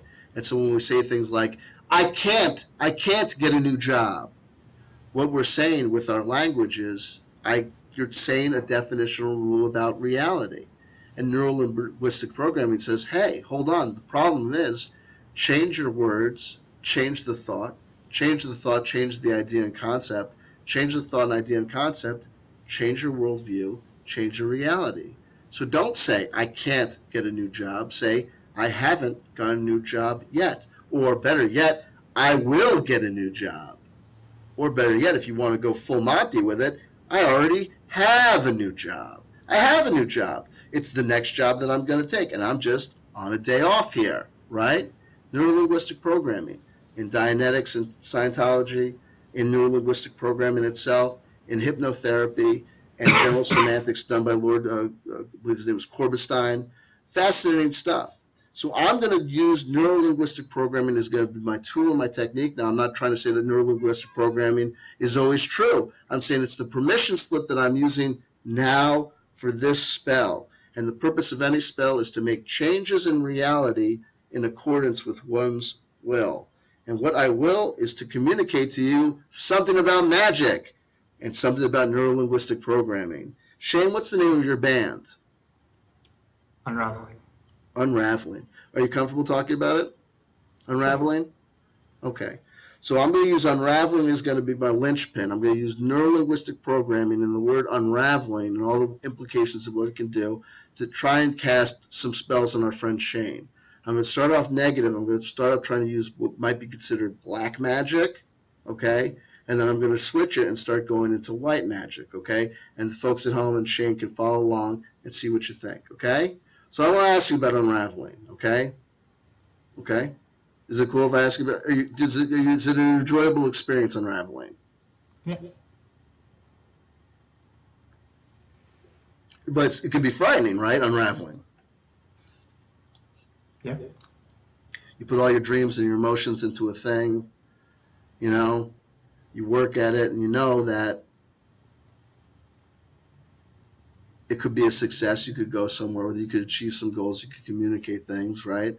Or like the name, you know, it could all come unraveling around you, and you're left with do nothing, right? You're left with a lot of wasted time. You know what I mean? And so for a lot of people, unraveling is a very, frightening experience, right? One wouldn't want to unravel, the loss of identity that you could end up on the other end, nothing, right? Zero. Unraveling can be a very scary thing, right? One might not want to unravel. One might not want to be in a state of unraveling, right? But that's kind of like Maybe why you picked the name of the band, right, to be Unraveling, because might have something to do with the concept of what you're trying to communicate, right? Because unraveling, there's different ways that you can look at something, and anything that you look at, whether it be a nervous breakdown or a serious accident or a health crisis or any sort of setback, look, you can get all banged up about it and negative about it, or you could see that everything, might be, part of the journey and part of the road, and might lead to somewhere better. You know what I mean? So unraveling, when I think back and I think of the word unraveling, I think about the things or experiences that I may have in my life that I could attach that word to, where I was feeling that. At the end of the day, they were beautiful experiences, right? Because just like the concept of dying, there's ways that you can understand the concept of dying and leaving this world as being, frightening and scary and terrible and terrifying, or being the end. But you can also see it as a new experience, right? So if you've had a ball of yarn, if that ball of yarn started unraveling, right?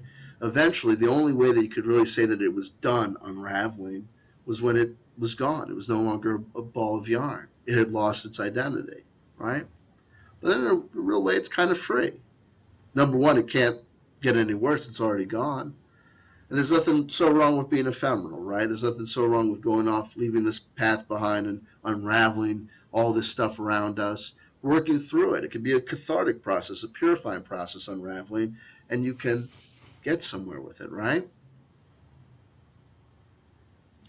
What do you think about that, Shane?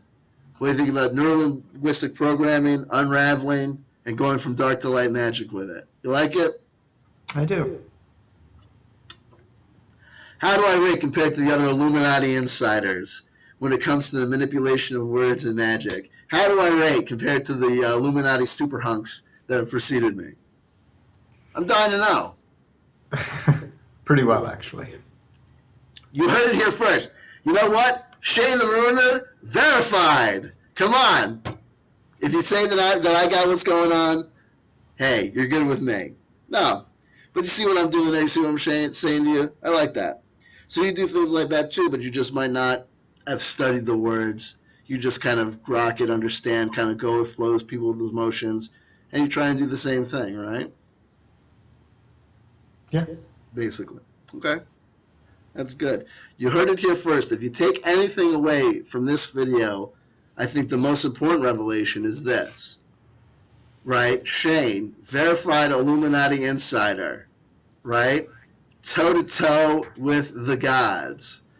When demonstrated the magical workings of the C.W.Chanter, said, it's a fact, he said it here, folks, I was the grandmaster above all others, that they don't have anything on me. Those are your exact words, right? Those were not my exact words, no. What were your exact words? That I'm not only handsome, but I totally have a lock on this Illuminati black magic thing, right? Those were your exact words. No?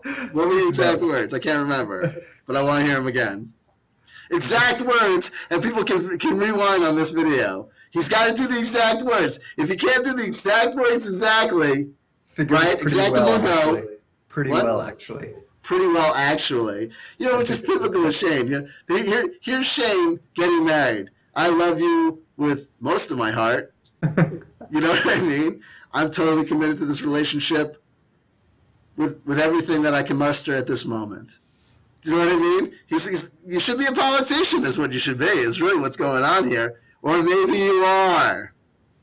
Or maybe a lawyer. Hey, there are worse things. I mean, there's better things, too. I get told I should be a lawyer all the time. What'd you say? I get told I should be a lawyer all the time. You shouldn't. I don't need the competition. And Toronto, the problem with Canada is that, they're a little bit better than America, so the ability to exploit the system, I'm kidding. I'm joking. We aren't who we are. My identity as a lawyer is unraveling. So much more than this. You should be so much more than this. Okay, so here we go. Okay. Bam. Sean. Shane. Dave. Bill. What's your name again? Tom. Shane. I remember. I was teasing you. Shane, I'm so smart. I'm so genius. I did this amazing magic. You qualify it as being the most amazing magic you've ever seen. And you're an Illuminati fucking insider, right? The Giants got nothing on me. That's what you said, right? Yeah. Compared to the Giants, I'm better, right? I'm a better communicator. I'm not so pointy. I'm not troll-like in any way, shape, or form. Easter Island by West? Maybe sometimes. I don't know. I don't think so. But genius is what you could say. Okay. Yeah, I got distracted talking about myself. It can happen. Shane, here's the deal. Here's my real question. Have you seen my video about a new logical proof for ascension?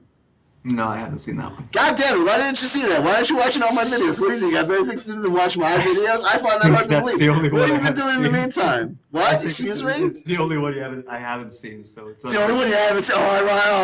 Listen, I got questions about all my fucking videos, and I have them all memorized by heart, dude. So you just set yourself up for a quiz a mundo, and if you think in an hour and 45 minutes, folks playing at home, that I'm going to let this guy go, or we're done. No, his information is coming right at the fucking end. I know exactly what he's going to say. It is going to be a fucking bombshell, and guess what? We're not saying it right at the end. We're saying it somewhere in between somewhere. So if you arrived at this point in the video while scrolling around, guess what? It's not here, but it's here somewhere in the fucking ragu. It's the ultimate truth. Going on. I have this amazing video where I invented new woo. You know what woo is? What was that, sorry? The concept, you're familiar with the concept of woo? Woo-woo? Woo-woo. Have you heard about it? No, I didn't catch that one. You didn't? No. Do you know about okay, well, so basically... I think I know what you mean.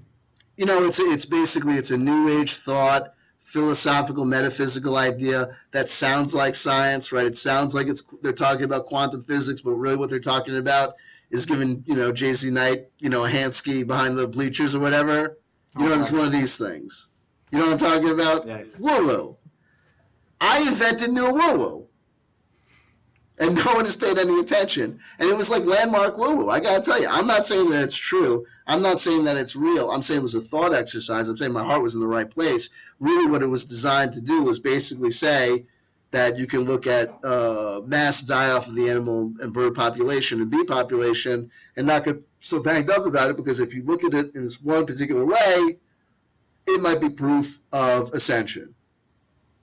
Long concept. You gotta go to the video and watch it, but whatever. People aren't inventing new woo-woo every day. Woo-woo doesn't come along every Tuesday, unlike the birds. You know what I mean?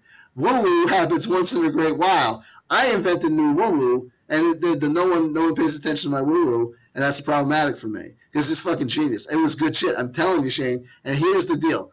This is my biggest fear. So when you say, I get the woo-woo out there, right? I'm like out there, I propagate, put the woo-woo on the YouTube, right? It's out there, the woo-woo.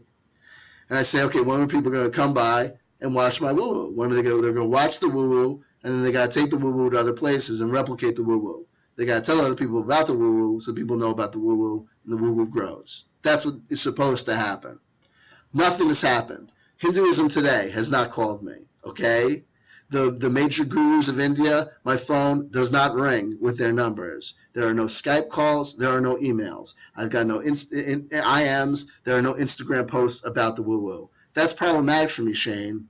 Okay, but I'm going to mention it here. I've got new scientific proof that possibly is scientific proof, a logical proof of ascension. You're going to have to go to one of my other videos to watch that. That's right, Shane. It's a shameless plug, but it needs to be plugged because my woo-woo goes woo-woo list. It's not replicated, and I'll be fucking damned. I'll be fucking damned if I'm going to hang out and watch David Wilkhouse come on Guy on TV 6 months from now saying, oh, yeah, there's no scientific proof of ascension, and rip me the fuck off. Because you know what happens? It's too late by that point. We're going to go on to YouTube and be like, hey, guess what? To my 155 followers, that guy with the TV deal, he's fucking lying. It's problematic, Shane. Woo-woo. Scientific proof of ascension. I've got it. It should be replicated. Hinduism today should have called me yesterday, right? For all the psychics that are out there, Shane, you would have thought they would have seen me coming and known to have tuned in. But apparently, not so much. Boo-woo. Anyway. So far, so good? Yeah. All right. Anything to add to the conversation? No, we're good. Anything more to say about me? No, man, I like your beard. I'll take it. I don't blame you. It's pretty good. Anyway. So we come to the phase where I have to say, what's all the excitement about? What's all the energy about? What's going on? I said, hey now, what's going on? Let's talk about guilt, man. Okay? I think it's time for me to tell you, come full circle and say, when all is said and done, the reason I agreed to make this video was certainly not because I thought that you were going to say something new and amazing and dramatic that was going to change the world. Although you have promised, I have it in writing, folks. He promised me in writing, signed by blood. How he did that online, I'll never, you know what I mean? That's what freaked me out. I was like, whoa, whoa, too close to the fire. You know, guilty as charged. Anyway, when it comes down to it, you know, I'll tell you what's going on here. Let me talk about some guilt here. Some little bit of negative feelings that I have about my own behavior online on the YouTubes. Okay? Got a minute, Shane? Can I talk to you about me? Sure. Can I open up a little? Of course. Okay.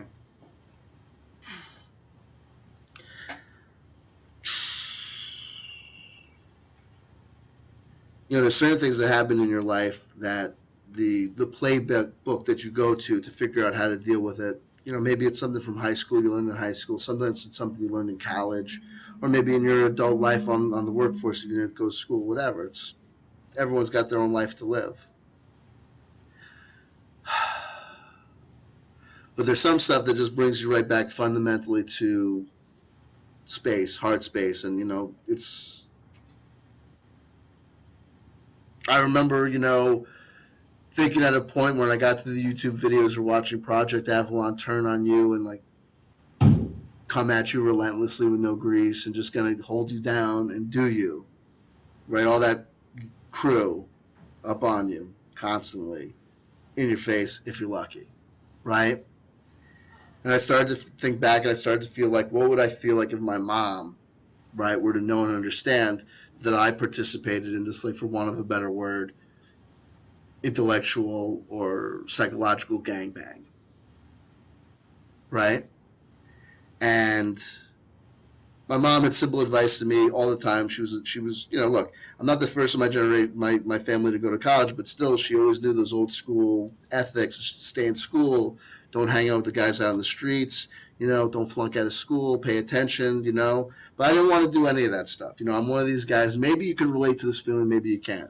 When I looked at the rules and said you got to follow the rules, I said, you follow the rules, you're a big jerk, right? And then you follow the rules at school and you be a big jerk, and then you go into the workaday world and you work and you work and you work for not much. It makes me sick. It made me sick to think about that existence, right?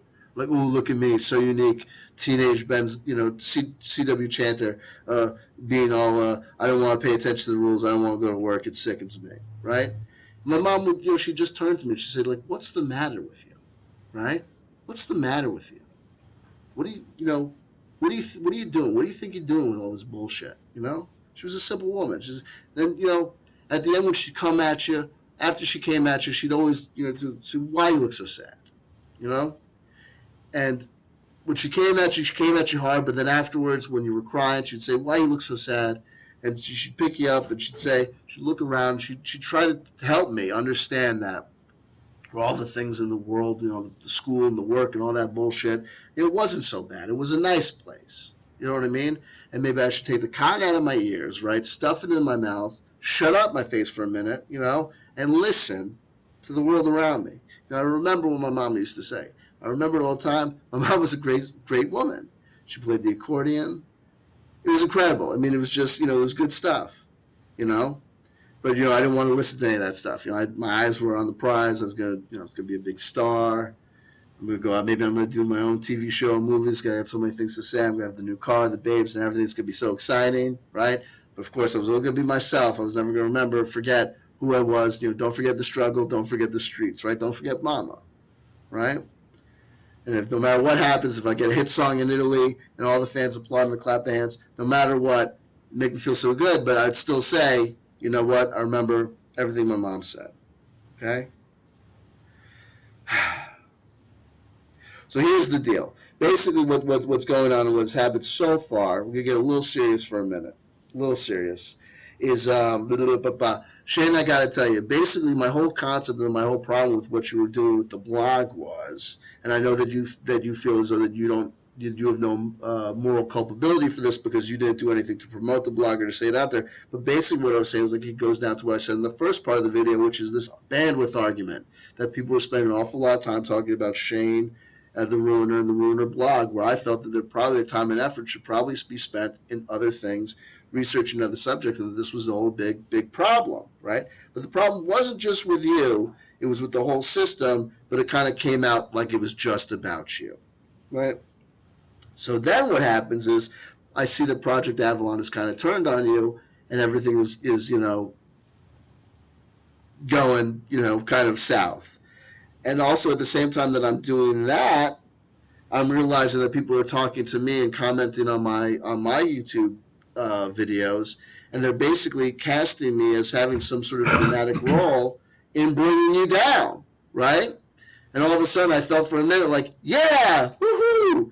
I don't care if you are a big purple dragon that floats around the room, right, Figment? I got this spear called, veracity and truth, and I'm going to bring you the fuck down, right? You and the Imaginarium, you can go suck a dick. It's happening. I'm bringing it down, right? But then I feel a little bit guilty on the back end, and these guys are kind of gloating over you. Some people are out on the Loosh farm, coming at you, and they're kind of acting like, thank you, C.W.Chanter for the work you did in bringing down this guy. And all of a sudden,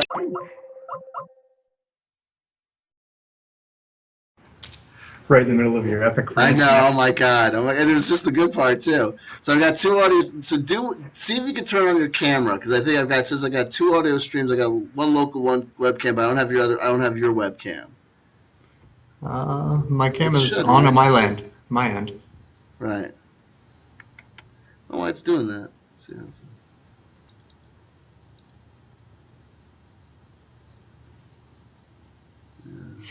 Yeah. For whatever reason, it's not acting like it wants to do it. So here's the problem. Well, so like this happened like last time. So what happened? Maybe it's to do with bandwidth that it's cutting you down to just the audio.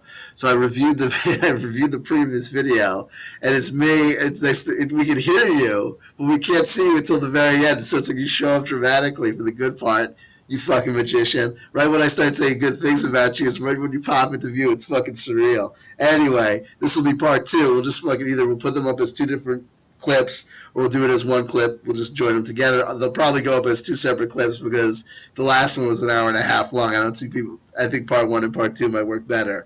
What was I fucking saying? So watching Shane the Ruiner at the end of the day, start feeling guilty about the part that I played. Wouldn't have played that part if I knew where we were going. I think you're an okay guy. I've gotten to get to know you, and I've got less problems with you than I ever had before. Okay, so having said that, one last attempt to get you to come out and join us in reality. Shane, your life will be better. The momentary sting will be a momentary sting. God damn it, why don't I have your webcam? I can see you. I can see you over here, and this goddamn software that I paid good money American for is giving me some of this bullshit. You son of a bitch. 2 audio streams. Meanwhile, I got 2 audio streams, and I don't have your fucking camera. In case you're curious, Shane the Ruiner doesn't talk that much. He's not a really talkative guy. He's got a lot to say on paper, but when it comes to actually talking, this guy shuts the fuck up. And so it's great. Seriously, dude? Let me see. If I said it up some wrong way? One thing. I'm going to do one thing, and then we'll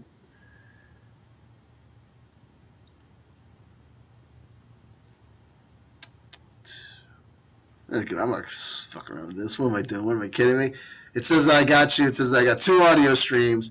Talk a little bit for the crowd so they know I'm not crazy. I'm here. I'm really here. He's not just making me up. Okay. God damn it. I hope that records. You motherfucker. I spent good money anyway with this goddamn software, Super Tintin.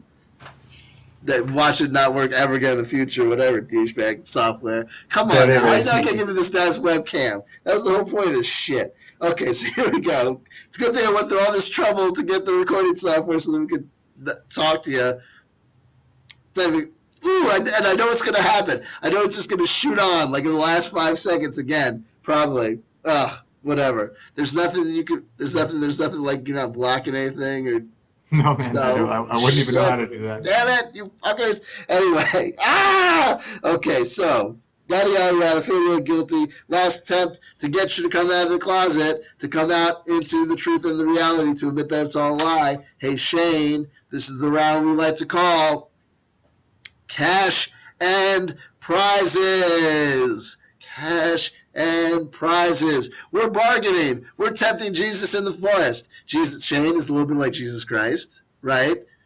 Like the Tron and Matrix. You're shaking your head no. FYI, they can't see you. Only I can see you. So if you're going to say something, you got to say it out loud. So if I say, Shane Runer, he's like a god, man, you better say, No, I'm not a god. or so he would have you think. Or so he would have you think. Namaste, Shane. And you say? No, I'm not a god. What? Ooh, Sorry. I like that. I tried to see how I did that. I wonder if Shane knew what I was doing there. See, Namaste, roughly translated from the Sanskrit, means the God in me salutes the God in you. So he sounded badass there, right? Like you're not gonna trick me with your fancy Sanskrit wordplay. In case you didn't see if you joined us for the second part of the video and you haven't seen the first part of the video, the big revelation from the first part of the video was that Shane came out. Number one, he's a verified Illuminati insider. I'm calling it. C.W.Chanter is no longer saying this guy's full of shit. I'm fully on board. And it's got nothing to do with the fact that, what did you say? I was like, of all the Illuminati magicians, wizards, sorcerers, and enchanters that you'd seen before, that I was like, basically like, what were the words you used? Like Bruce Lee's hard-on itself. His No, male that's not what I potency said. come into fruition. That wasn't what you said? That's what No, I that's heard. not what I said. That's what I heard. It's good. See, it's good to be me. It's good to be me. Moving on. Feeling guilty. Cash and prizes. Shane is kind of like Jesus. He admitted to that much. We all know that. So he's like a Christ character. He's a savior, right? You'd say like not a savior race necessarily this perspective, just a savior, period, right? I am Shane, not a savior. I am not a savior. No way, really? You? It's not coming out. It's not. No. Thank God, Shane. I gotta say. You better hope not. Yeah, I better hope seriously. Whatever you think. Amazing. Reluctance like Jonathan Livingston Seagull's got nothing on this guy. Talk about a reluctance. Anyway, here we go. Cash and prizes. Shout out to my former brothers and sisters of Alcoholics Anonymous. No longer amongst you. Happy I am, but I still celebrate the concept of nothing gets them out. Nothing motivates you like doing it for the cash and the prizes. Cash and prizes. Commercial gain. Here we go. So just like Jesus to the forest, I cast at this part as the metaphysical role of what? Satan, Lucifer, the bringer of light. You know what I mean? That guy, that hero. Okay, now come to you in the forest and tempt you with monetary gain. Shane, don't you understand? Money, right? An eighth grader can understand the attraction of money, right? When you were a little kid in eighth grade, you would know, hey, money. It might not buy happiness, but it doesn't hurt, right?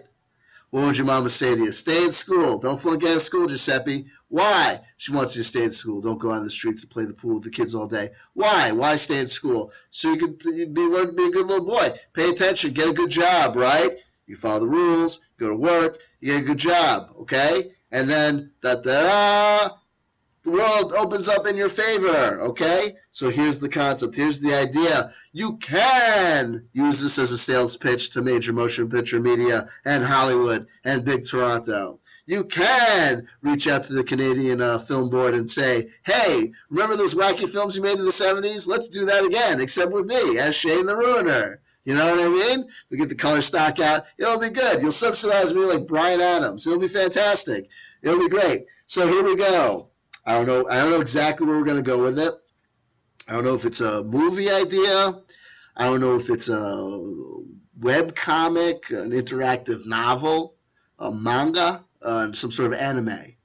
It could be any of these things or more, Shane. The sky's the limit. Let me tell you what I've got for you. Where am I? Oh. Now don't read too much into this, Shane. Okay? I'm not trying to insert myself into your plot point, but I want to say this. With your ability to make up words and put them on cyberspace, and my ability to exploit people who put words on the internet and cyberspace, I think we might have a go at this. I might think I gotta create the next Tron, if you will. Are you ready? I'm ready. I got nothing but a title, but I think the title's good. I think the title's got legs. How's this for a concept? You ready? I come up with the idea. I'll do the marketing and the networking, talk to the ladies, grease the palms, make things happen, and you just write the words. Does it work for you? I guess. Let's give it a try. Let's give it a try. Here's the idea. You ready? Clear your mind. Clear your mind. You ready? Draco and the Goo. Okay? By day, they're hard-boiled detectives. Hard-nosed, brass tacks kind of guys. You know what I mean? One of them's a little wacky. You know what I mean? Like, you know what I mean? A little crazy. You know what I mean? Always gets the ladies. Crazy guy. A little bit, morally a little ambiguous. You're kind of you're a Han Solo type of nefarious bad boy. You know what I mean? If it was a boy band, I'd be the Goo would be the bad boy. You know what I mean? Was Goo, right?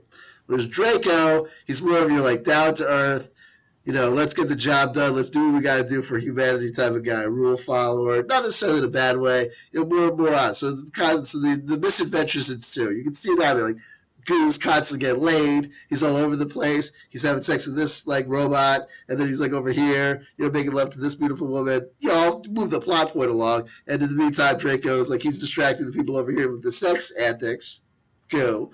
And then Draco, he's doing what he's got to do at the hard work stuff. What do you think? It's pretty magical. That's what I keep on saying. I think, forget any other blog idea. Shelve them. It's all about Draco and the Goo. I'm telling you.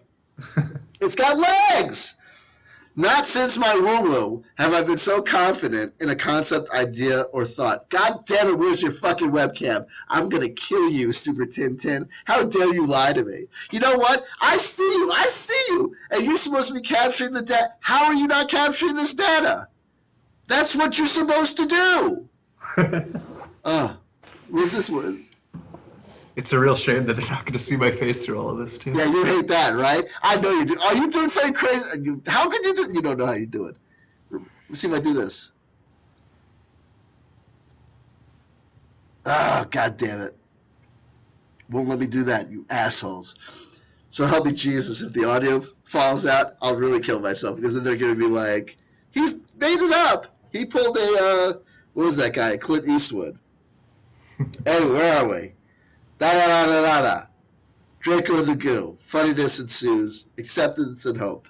That's the title of this next chapter. Acceptance and hope. Okay. So anyway, I see all this bullshit go down. Whatever. People are coming out. There's certain people out there that people think are really great guys. And I'm not here to say that they're bad. I'm not going to try and mention anyone by name. But let me just say this. There are people out there behaving like loosh farmers, like straight up bad karma. Let me make you feel bad so I can make you feel bad, and so I can exploit that and feel better about it. It's crazy. There's people out there whose motivations towards you are so obvious and barefaced, it's ridiculous. And also, it's really shitbaggy of some people to come out and be so supportive of you, right? And at the end, turn around and be like, we wash our hands of this guy. It's all on him. Bull fucking shit. No offense. How are you going to listen to the Shade the Ruiner blog on day one and then come on come out on day number 92 or whatever and act like, oh, well, after a lot of research and investigation, we found out that there's not a shred of evidence to support this guy's tale? That's fucking stupid. There was no evidence to begin with.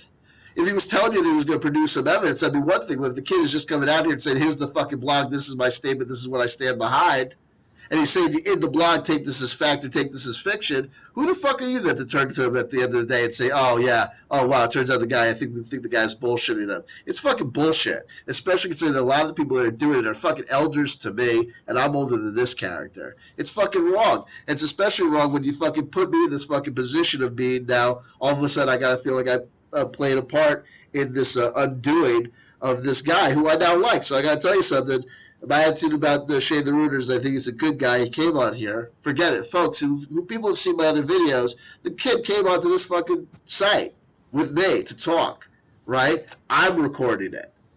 You know, I'm the guy that's got the data. I'm the guy that'll control the final edit and make it look however it wants to look. So that's pretty gutsy and ballsy to come out and do. And a lot of people are coming out of this guy fucking shouldn't. A lot of people are coming out of this guy think that I'm on your fucking side. Dude, how the fuck do you have the audacity to look at me, go off on this guy about how he's got no fucking verifiable proof, he's got no fucking physical evidence whatsoever at all, and I think that that's bullshit and that takes up the bandwidth. Then you pop on and say, oh yeah, by the way, I got an equally fantastic fucking story and it's a good thing you're putting that guy down a notch. Are you in fucking denial? It's fucking stupid. Whatever, and I'm not on anyone's fucking side. If I'm on anyone's side, it's Shade the Rooter. I like this guy. We're going to get to why I like this guy. We're going to get some truth out of him. We're going to totally join these videos together because part 2 is not going to make any sense. And I know what they're going to fucking do, Shade. And they're going to go right, they're going to say, oh, part 2 is 32 minutes. I'll go right to that one. And it's me basically being like, Shade the Rooter's an awesome guy. I totally met him and he's totally cool. We're super friends forever now. And people are going to be like, he fucking sold out. C.W.Chanter. And he put me under the spell. That's it. Huh? I'm under some sort of Draco mind control spell. He's got me. Shade the Rooter is the funniest guy I've ever met. I totally think that you should listen to Shade the Rooter. Guy MTV are foolish to have anyone else on but Shade the Rooter. Shade the Rooter has the story to tell about the Illuminati insiders. Yeah? That's not what's happening. There was a fucking hour and a half before. You can't see his face. Fucking stupid Tintin. God damn it. You fucking so hard on this. So you know what it is that I can see you. What is your excuse, Super Tintin? I'm looking at the fucking dude. You're showing 2 audio streams, 1 local webcam, 0 remote webcam. That's on you, fucking Super Tintin. That's on fucking you. Because if I'm watching the guy, I've got his fucking video. You're supposed to be recording this shit at source. This is not supposed to be some screen capture bullshit. Therefore, there's no loss in audio or visual quality. I'm supposed to be getting his fucking remote webcam. I am getting his webcam because I'm fucking looking at him. Skype can show me him, but you got nothing to say. Stupid Tintin. Dude, whatever. $40. Yeah. Whatever. And then you know what it's going to do? It's going to work right at the end. I can't fucking tell you this fucking bullshit. Anyway, right before it cut out is when it fucking came on. You know what? If you fuck that video, whatever, Super Tintin. Anyway, let's not get distracted. You know what, Shane? Here we go. I have discovered one thing in the making of these videos, and that's this. I like it when you talk about me. Shane, you got a fantastic story to tell. The Illuminati insider, the giants, and the mounds. There's 3 of them, right? The 2 of them are very similar to each other. One's a little bit smaller than the other one now, right? Kind of Easter Island looking dudes. And there's a 3rd guy. It's pointy. He's a little troll-like guy. He's not a nice guy, okay? You're rocking out with Putin. Basically, I don't know what you're doing with him. Getting laid, doing whatever you do with fucking Putin. It's got to be crazy. You're off-planet. You're on-planet. I've never been off-planet, man. No one's ever invited me to Mars. You know what I mean? What makes you so special? Well, instead of being jealous, I'm just going to say to myself, I look at you, and you seem to be having a good old time of it. You know what I mean? And I look at the world, and I see these people, and it's really, I think I get it. I think I understand. It's about living mythically, right? Like Randy Kramer. You know Randy Kramer? Yeah, I don't know much about him, but I've heard of him, yeah. Here's what you need to know about Randy Kramer. He claims that he went to Mars. Right? That much I know, yeah. Yeah, he went to Mars, dude. And so he went to Mars. Andrew Basiago, you know Andrew Basiago? Yep. He travels through time with Obama.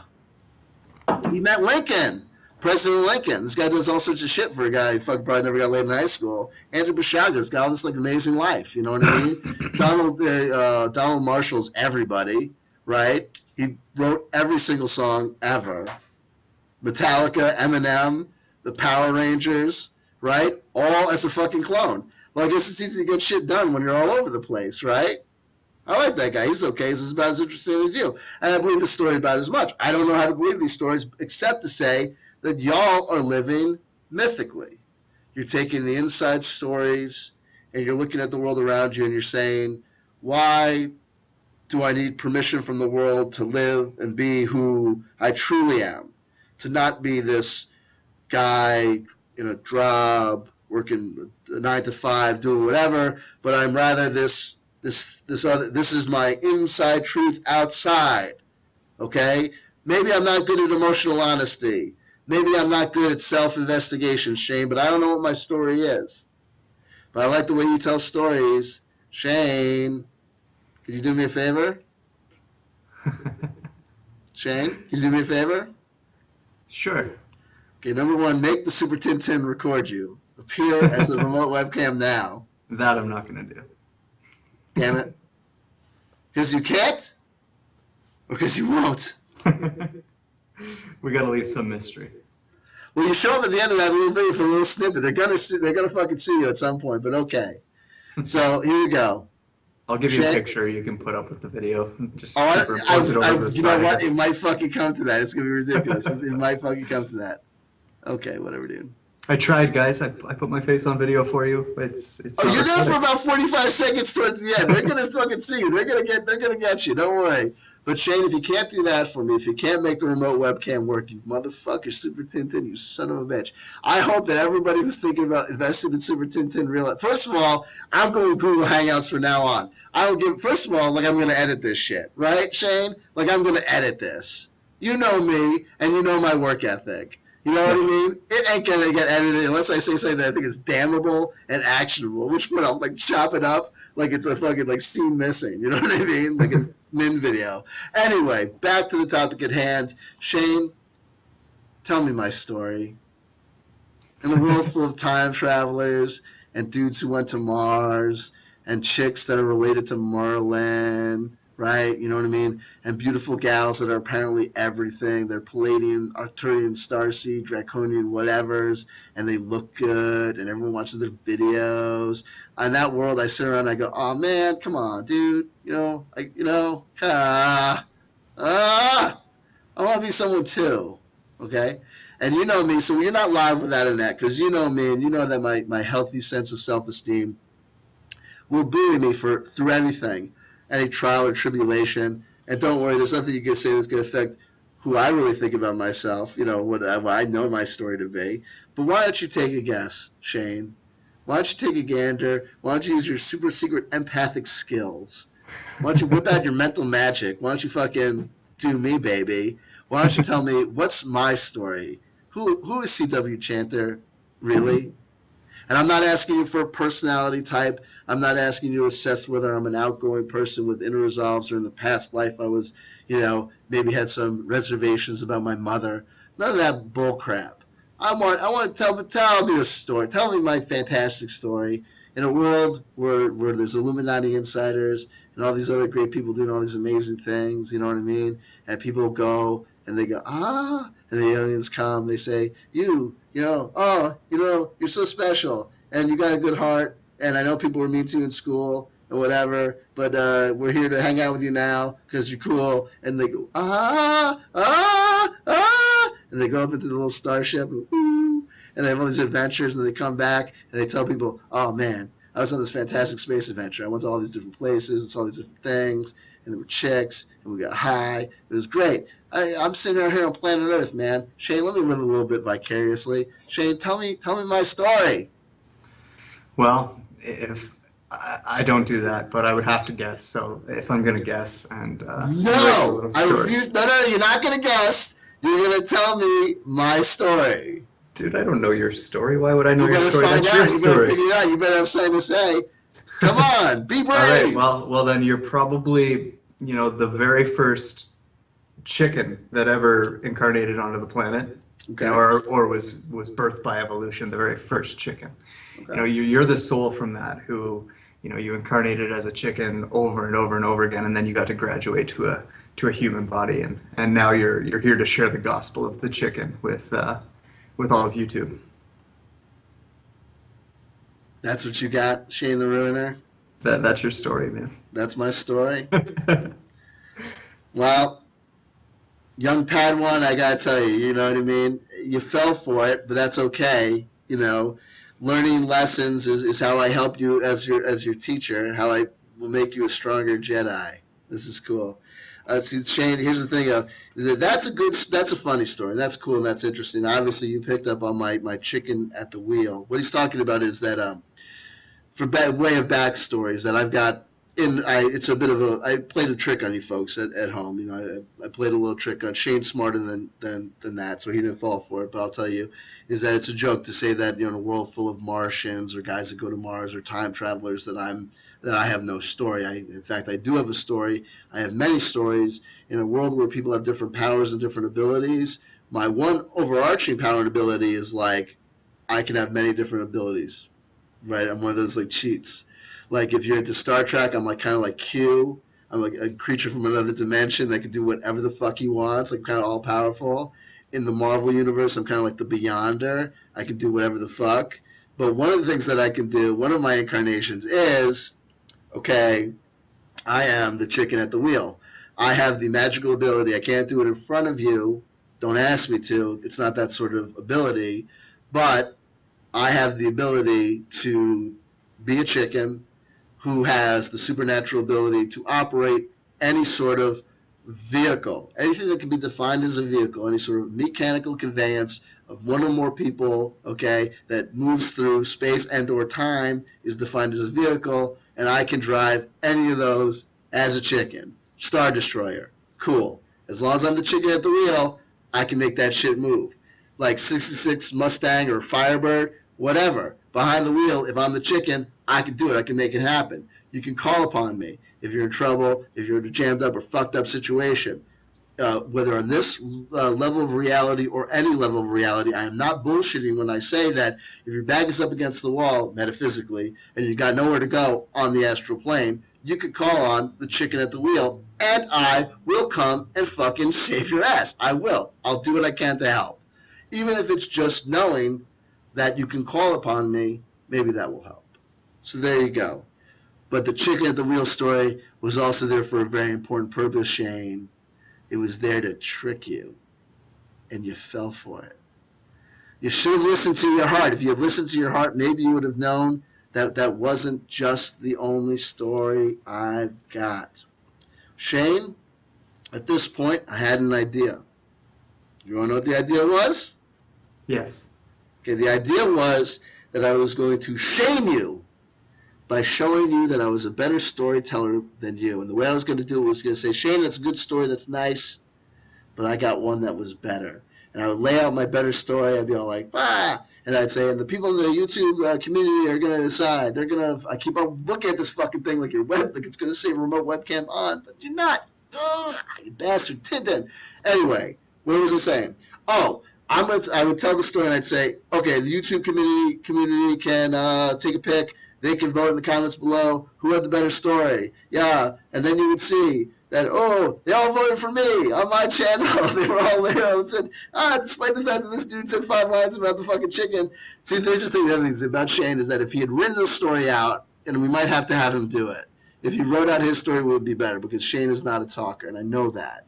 And I want people to know and understand that his story, his chicken story, would be a lot fucking better off if it was in print. If it was in print, forget about it. I'd be able to tell you why I was wrong still. You know what I mean? But I'd have a slower time going at it. So here we go. But I'm not going to do that, Shane. I've got something that's even better. Instead of having the people on the YouTube commentary section take an unscientific vote poll, which no one will participate in because no one is going to watch any of our videos ever, dude. Okay? We're done. But anyway, I'm going to have you pick which story is better. I'm going to tell a story, and you're going to tell us which story you think is better, right? All right. Okay? But it's going to be even worse for you, Shane. That was the second option, but I'm not going to go there. You know what I'm going to do? I'm going to bank on and bet on the fact that you know my story is going to be better. You know my story is going to be better, Coughing Boy. You know it's going to be better. And so, not only am I going to tell you that I'm going to make you pick my story in advance, I'm going to make you pay for the opportunity to hear about that. What do you think about that? You are going to have to pay a handsome sum in order to hear my true story. I'll offer $10,000. I don't want your $10,000. Is I that don't too want much your for your money. PayPal? I don't want your PayPal. I don't want none of that. I want you to agree to a fantastical, mythical bet, as it like the legends of yore and yon, of people in the desert being confronted by old wizened witches or sphinxes in the desert. You will have to answer me 4 questions, Shane. If you answer those 4 questions honestly and truthfully, I will tell you my fantastic story. So I don't want to scare you. I don't want to freak you out. Okay? I won't put you in a hard spot, so I can tell you this much. Honestly, everything I'm doing out of love. I'm not trying to trick you. I'm not trying to set you up. Okay? I'm going to ask you 4 questions. Now, here's the deal. I'm going to ask you to absolutely promise to answer them truthfully and honestly at the outset. So I'm going to ask you for a commitment.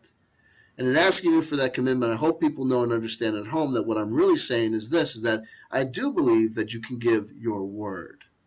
I do believe that you can be honest, and I do believe that there is veracity and truth inside you, even though I don't find it personally in these writings. Shane, I'm going to ask you 4 questions. The first 3 questions can be answered by a number. It's not a query. I'm not testing your Illuminati insider knowledge by giving you a coded sequence or anything. 3 simple questions that can be answered by a number, a simple number. And the 4th question I'm going to ask you, okay, can be answered yes or no. If you agree to that, I will tell you the real story. I agree. You agree. You heard it here, folks.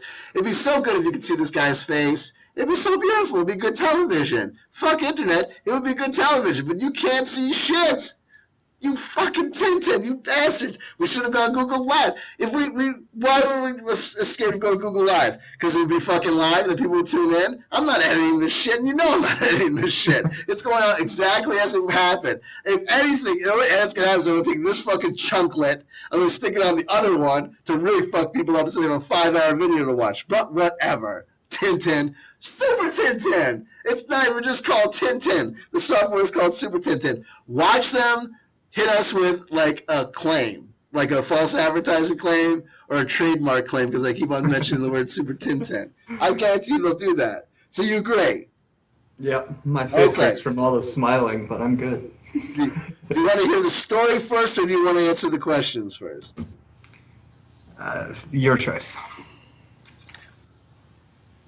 Let's have you answer the questions first. Well, before I do, because you were so forthright and honest, because you came up and you agreed to it, you're locked and loaded, I'll tell you some of the stories that are bullshit that you're not going to hear, but they're good stories, okay?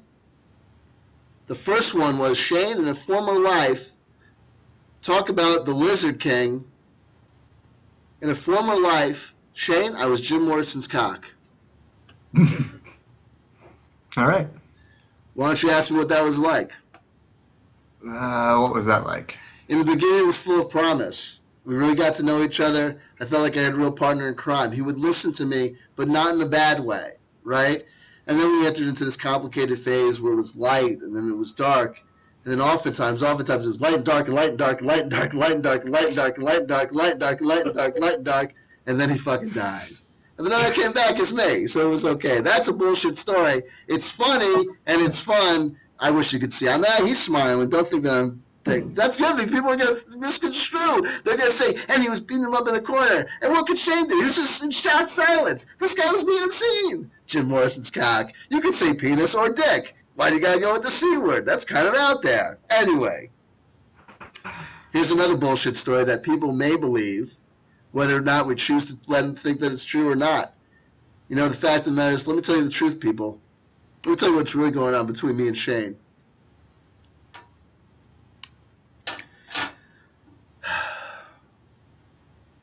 little brother ran away from home?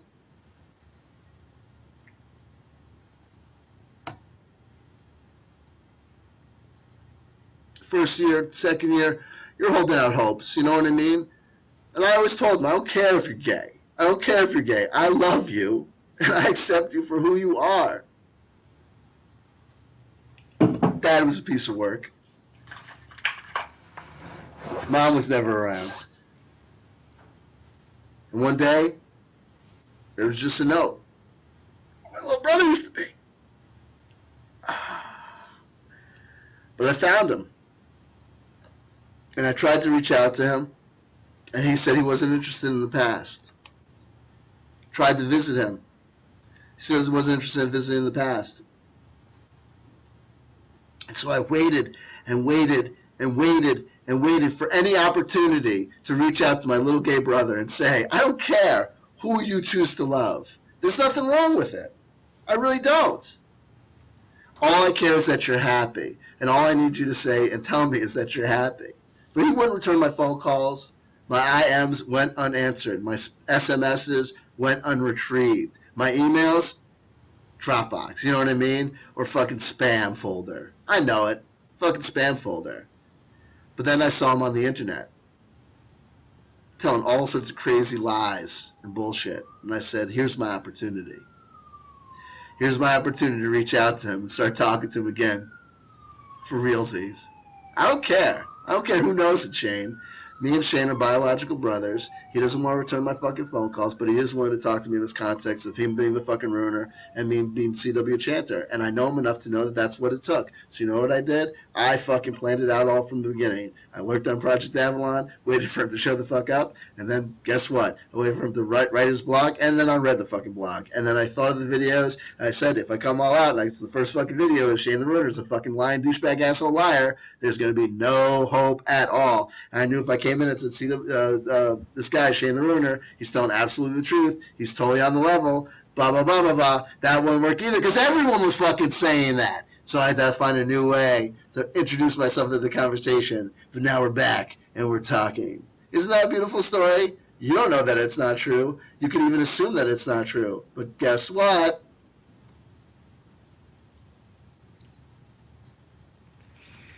It could be true. It could be true. It could be true. Number one, we both have beards. No one can see you. Oh, he's good. He's good. There you go. He's not as handsome as me, that's for sure. Shane, if at any point I say anything that you disagree with, what I need you to do is speak up, okay? And if you're quiet and you're silent, then I want everyone to know and understand that you are comfortable with what I'm saying and everything I'm saying is true, okay? So in summation, you do accept the fact that everything that I just said was true, right? Because you were here, you heard the whole thing, right? It's not like I said something that you weren't aware for. Around, he's back. Wonder what webcam is fucking back? Are you kidding me? Are you shitting me, you motherfuckers? Oh, you dead? No, you gotta talk now. Okay, here's the real. Wait, the questions. Oh shit. Oh fuck. No, seriously. Listen, I love this kid. I like this guy a lot. I love you. I really do, and I feel so bad for any part that I played in your undoing. While I got you, the fucking one remote webcam is fucking up. So let me fucking actually fucking the questions. Shane, can I ask you these honest fucking questions? I'm gonna ask you honest, personal fucking questions. Okay, you ready? Yeah. I do know a little bit about Shane the Ruiner, and this is why I feel the way that I do about him. And these questions are not a number sequence for people at home to translate or to think they're some mysterious. They're not. They're simple questions. They're going to have simple answers. 3 questions can be answered by a number, then a 4th question that can be answered with yes or no. That's all I ask. Shane, how old were you when you first became a father? 18. 18. Shane, how old were you when you became the legal guardian of your 2 younger brothers? 19. 19. Shane, when did you become a father for the second time? 26. 26. Shane, here comes the yes or no. Are you holding it down? Are you taking care of you and yours? Yes. Okay. See, now that's some fucking truth. The real Shane, the actual Shane that you can get to know in simple yes or no questions, right, is an amazing guy. Is an amazing guy. And the third video that I did about him was a video where he was really just talking with people comfortably about esoteric metaphysical things. And I thought that what the guy brought to the table, what the guy had to say, was very interesting and intriguing. And in fact, I had no problem with that because you can't really have a problem with that. It was the factual statements that I really had beef with. So anyway, that's what I want to hear. I stand here, a man vindicated. It was my agenda to get some truth out of Shane, and your fucking webcam went away again, you son of a bitch. Anyway, it was to get some truth out of him, and I really feel that I did. I really feel that I did. Shane has got something to bring to the table. I'm not so crazy about the stories. I think that if you were to tell them as fiction, true fiction, pure fiction, it would work better. He would have less problems, and he wouldn't be subject to assholes like C.W.Chanter coming out and saying, oh, by the way, that story is bullshit. Giants? Ah! Come on. Hey, and where are the details? What's his name? Shane. You know what I mean? All that shit. So here we go. You've earned it, baby. Do you want to hear a story? Yes, sir. Shane, the fact of the matter is this, is that my journey with you and looking at your videos and your thoughts and your ideas and thinking about them and playing around with them in my head, they wouldn't make any sense in the regular real world. It just doesn't make sense. I'll tell you, Shane, when I discovered your blog, it was on a weekend vacation I had taken with my family down to the Jersey Shore. And I had it, and I was reading it on an iPad. And at one point, it was about 2:30, 3 o'clock in the morning. My wife woke up, and she turned to me, and she tapped me on the shoulder, and she said, Ben, she says, you're grinding your teeth. And I said, She says, Ben, what are you doing with this? What are you reading? What's getting you so upset? And God is my witness. I pointed at my iPad with a stern figure, and I stabbed it twice, and I said, there's a kid lying on the internet. And she turned to me and said, I think you're going to have to deal with that. The fact that that's the sort of thing that could happen, right? It doesn't make that sense to get this upset unless there was something else going on. Shane, I'm going to tell you an amazing story. It's even more amazing than the chicken at the wheel. In some ways, the origin story of the chicken and the wheel and all my avatars and personas that I wear on this planet Earth. Shane, I recognize you. I recognize you from a long, long time ago. Do you have a minute? Can I tell you a story? Yeah. Okay. Once, a million lifetimes ago, I was a fierce warrior. I was a fierce warrior of such renown and strength and power that over the 10,000 years of my existence, my fame and my fortune and my wealth and my weaponry accumulated around me. Life extension techniques made it so I never died. My power and the veracity and the strength of my army made it so I could virtually never be defeated. At the end of the day, what had started out as a simple suit of robotic armor that I wore when a member of some army whose name I can't no longer remember, when I was a part of a person's and a people whose species I've long since forgotten. Over time, that slow, simple piece of space-age knight armor, whatever the fuck, it's da-da-da-da, space warrior, do-do-do-do, da-da-da-da, synthesizer music plays, of course my shit's black, because I'm the fucking evil guy, right? I'm such a warrior. And slowly, I gain more power until it's like I'm walking around in a kind of a giant robot mech, and that's me in about 500 years. And my other guys, all my other dudes, they got mechs too, and we're all crazy, and we travel the world and all the universes, getting into fights with people, because that's what we do. At this point, we're no longer fighting for a purpose or a cause. We're just fighting to fight. We fly around the universe in this big ship, and we go, there's fighting over there. Let's go and join in the fight. It's none of our business, so fucking what? Let's get involved. Let's fight with these people. And over the years, 500 years turns into 1,000 years. 1,000 years turns into 5,000 years. And my mech armor grows in size, and now I'm like a ship, right? I can no longer even touch down really on planet side that good, because I'm like a ship. And the years go by, and my strength and my power increases. And now I'm like a small planetoid, right? A weaponized planetoid. And I got factories in me that build these the robot fighter guys, you know what I mean? And there's laser beams, and I got cannons, and there's ships, and there's space tanks. There's space tanks that turn into robots, and robots that turn back into space tanks, okay? And what was my name, Shane? What did they call me? They called me that guy. Literally. It's not a trick. It's not a joke. That was my name. I was that guy. And so when you hear people on planet Earth say, you hear things like, oh, my God, don't be that guy. And, you know, oh, it was all fun and games and the party was really great until that guy showed up. That's a subconscious memory of me because I was such a fucking badass. I made such an impression on people that to this day, people remember in their day-to-day lives. They say, that guy, they're really talking about me and the past memory when I was a planetoid and I was a fucking big robot guy and I was to smash you and the planetoid and the fucking, and then you'd have a bad experience dealing with me because it fucking sucked, right? So I'd travel around the universes. I'd fly around. I'd be like, ooh, doo, looking for shit to get into, right? And I was like, just distracted, you know, at a certain point. I'm like, right now, people, no one's picking a fight with me, right? People long since given up picking a fight with me. And I've kind of picked the universe clean of, like, easy targets, right? So I'm flying around, and all of a sudden I hear a rumor, right? And they tell me, they go, oh, there's an epic battle being waged on this faraway place. And I'm like, ooh, that sounds exciting. I'm intrigued. I like fighting. Let's do that shit. And they're like, oh, and what's going on down there is that there's this like prince. He's like a prince. He's a son of a space god, and he's fighting on this planet. I say, son of a space god, that's good eating. I like that shit, right? You know, regular people, you gotta fight, you gotta beat them up all the time, and you have to, the son of the space god, woohoo! Right? Then you can tell the space guy, like, I got your kid, poke him. You know what I mean? Get side out and be like, shake him around a bit. You know what I mean? Hold him upside down. Be like, what do you think of your son now? Boom. He's upside down. Like a bitch. You know what I mean? You really throw this guy's face. You know what I mean? Really be like, I got you. No. I got you in my face, right in your arm. My head, like I have.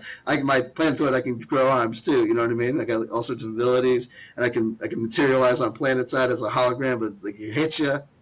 Like my hologram is so light intensive that my light is heavy, right? I'm a hologram, so you try and hit me back. But I'm a hologram, so you move through me, but then I hit you with like some laser light or some shit, and you're all like, you're burnt, you're dead, there's nothing you can do about me, because I'm that guy. I show up on the scene, I wreck shop, I run shit, and that's the way life goes. So I hear about this space prince, whatever, so I go down there, and I'm like, I'm gonna fucking fuck all this shit up. Things are about to go down, and then I see the guy, and I think to myself, this is some bullshit. I was disappointed, Shane. The only thing I remember about this past life memory, which is 100% authentic and 100% true, I wouldn't lie to you. I'm not that kind of guy. As I said, well, maybe I don't know the story completely. Maybe it's just bits and pieces of past life memories all glommed together. Maybe it's going to make sense. Maybe it doesn't. But here's what I think happened. This is what I think happened. I remember seeing a guy. Maybe it was you. I don't know. I saw the Space Prince guy. Everyone said it was this badass motherfucker trained to kill and destroy, really running shit on this planet, fighting with people. And I said, oh, that's my target. I'm going to get that guy. You guys, I said to my little space robot guys, I said, okay, deploy. You get everyone else. That guy, I'm going to kill that guy. He's the Space Prince. He's the prize. Ha, ha, ha, ha, ha. His head is going to be on my wall, right? That's going to be, woohoo, I'm going to score this one. He is going down. This bitch is going to die. So I came at you, and then I saw you. I recognized you. My laser, even though I was in space because I'm a planetoid, I like my telescopic vision. I was like, doo-doo-doo. Where's he? There he is. Got him. And I looked at you, and I said, hey, well, hold on. That's some bullshit, right? I was told that there was a mighty Space Prince warrior here, someone worthy to fight, and look at this guy. Yeah, you know what? He's wearing the right uniform. He's wearing the right armor. He's got the seagulls and the seals. It makes sense. I can believe that. Yeah, it looks like even this old man. It makes sense. He kind of looks like him. But what the fuck? It doesn't make, I'm looking for the space warrior prince guy, and here's this guy. What's this kid up to? What's he doing? Why is this confusing to me? And then I realized something. You know, I was like, wait, hold on. He's not that. He's not what he appears to be.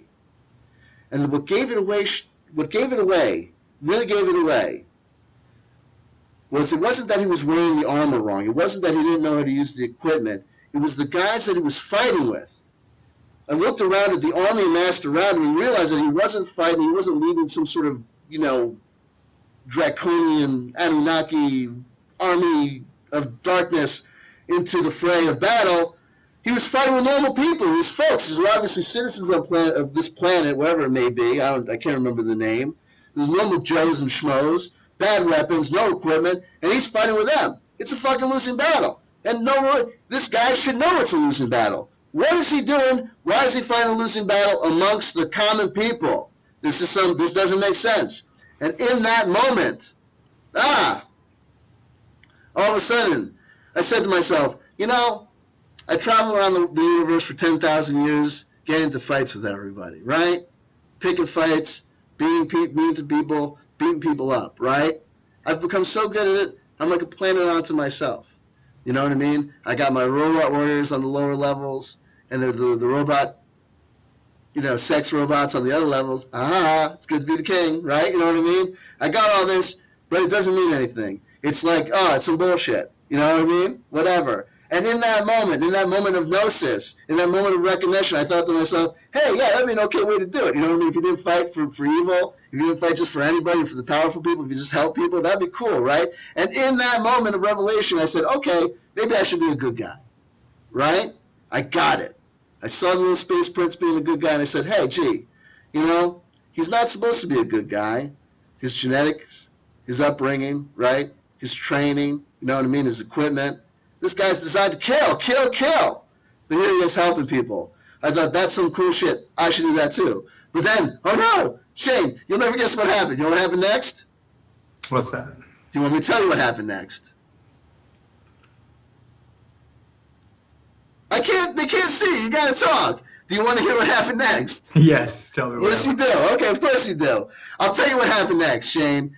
I changed on the inside into a good guy, but I forgot to tell everybody the planetoid thing that I had become of that plan. So what happened was, automatically, all the little robot warriors inside me, they turned on my ass, Shane.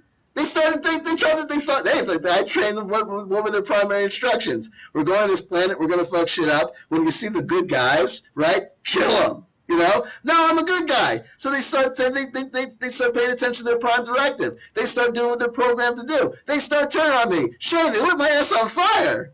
Do you remember?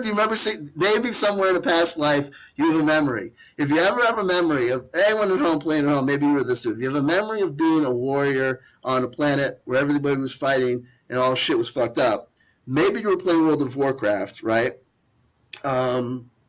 Maybe you're a Games Workshop fan, you know what I mean? And you're playing Warhammer 40K or some shit. Or maybe, just maybe, you were there at that battle where all the shit went down and they lit my ass on fire from the inside.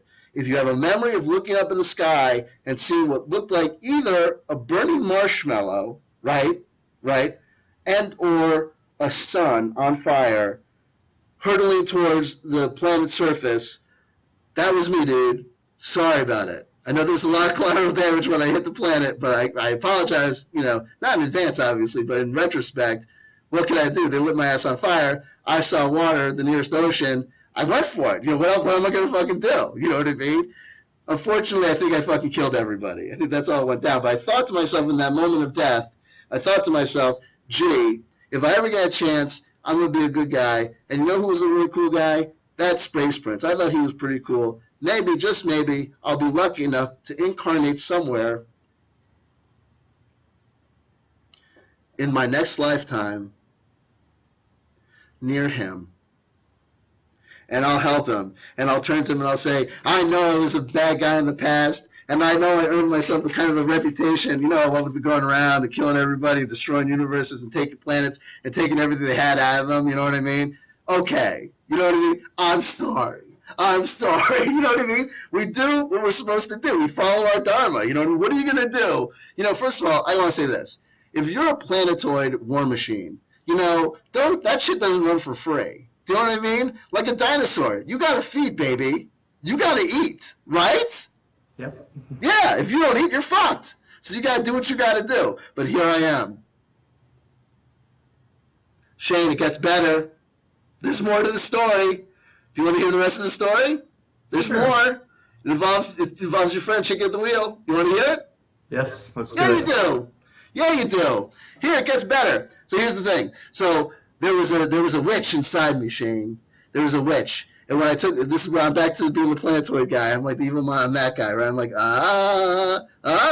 the sun. What happened to the sun? It's just an eclipse. It's not supposed to be an eclipse yet. Oh no, it's that guy. Oh shit.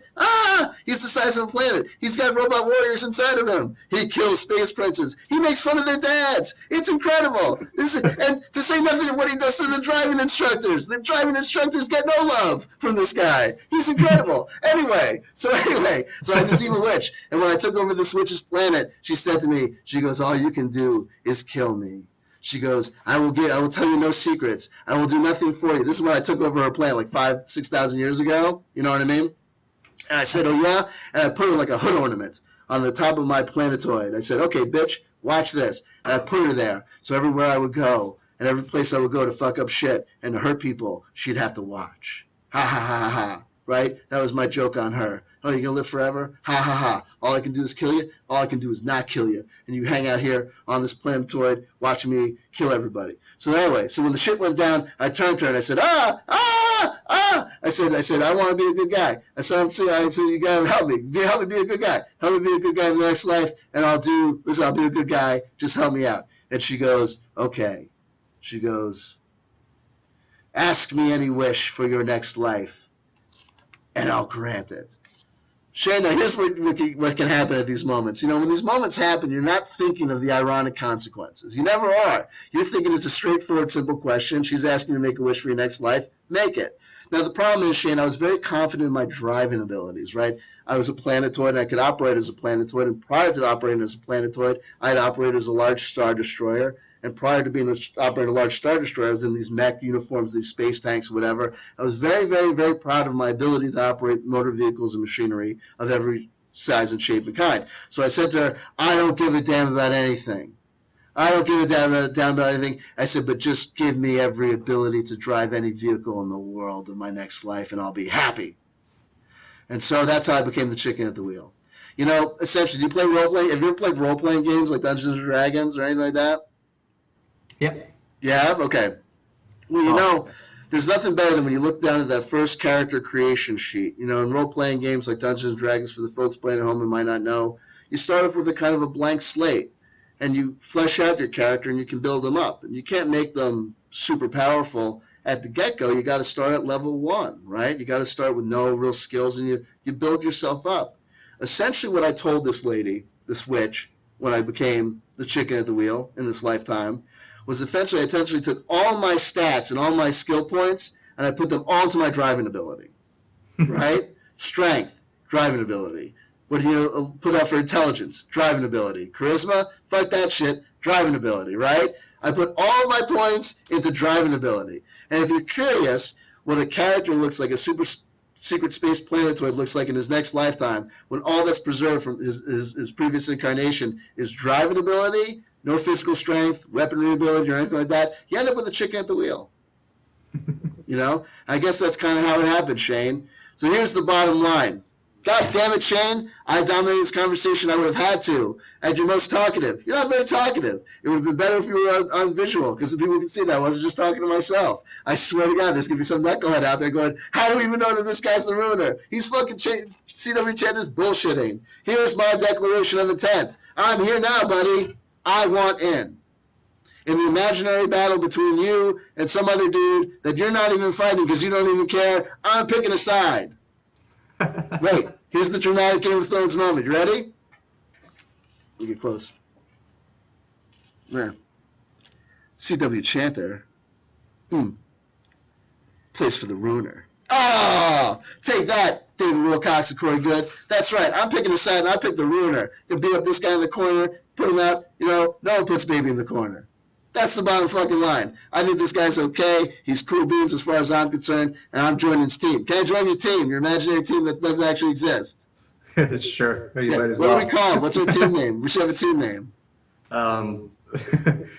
Delusion. I like that. I like that. We are definitely working on being team fucked over here. I gotta tell you, we got nothing in our corner. Project Avalon is turned on you like you're like you're the wet spot of the bed. You know what I mean? Project Avalon is not interested in you at all. And anyway, beyond that, as far as I'm concerned, what I bring to the table is, let me give you the short list of people I've been beefing with on the internet. Well, there's Andrew Lambermont Weber. He doesn't like me, I don't think. I don't even know if he knows I exist.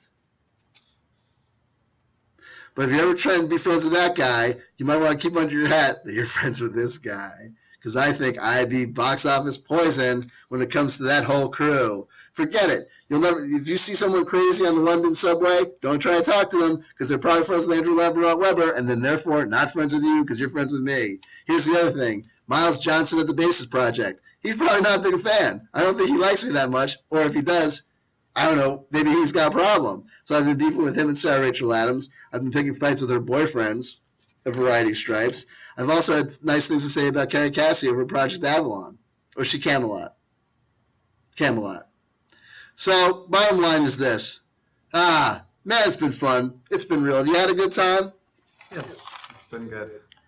I think that's probably our video. Does that make sense? That's our video? What was that, sorry? Does that make sense? I think that's probably our video. I think we're probably at the end of our journey.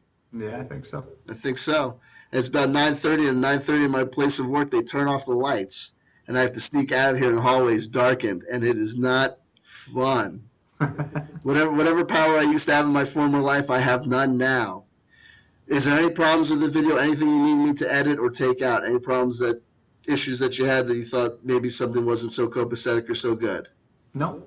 Okay, because I don't edit, so chances are if I fuse these two together, that will be the only thing that happens, and more likely than not, it'll be a part 1 and a part 2 that'll just go up as is, warts and all.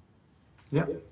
Okay, well, it's very easy for you because you hardly said anything, and you barely appear in the video at all. This is going to be great. We'll just maybe the way that you like it, but that's fine. I hope we get a chance to talk in the future.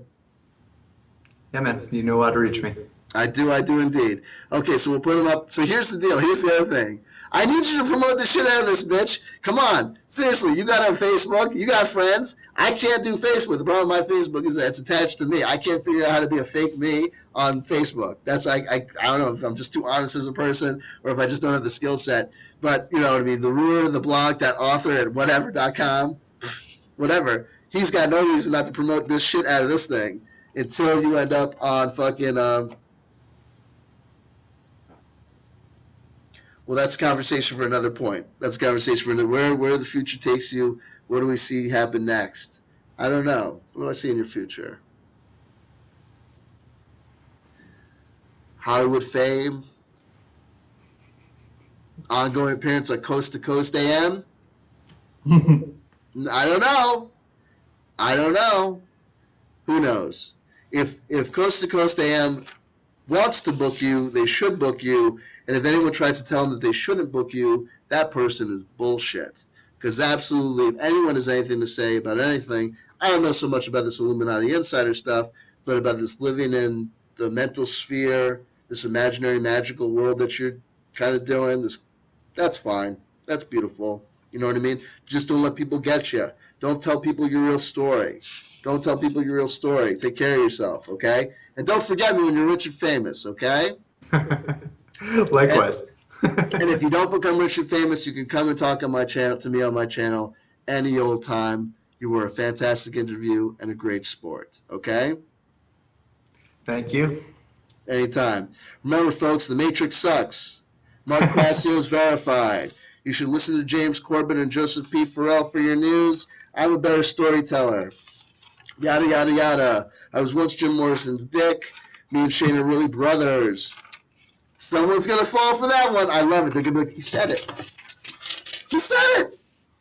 It's brilliant. It's beautiful. Okay, my friend, we'll say goodbye at this point, and peace be upon you. I'm going to end the recording first.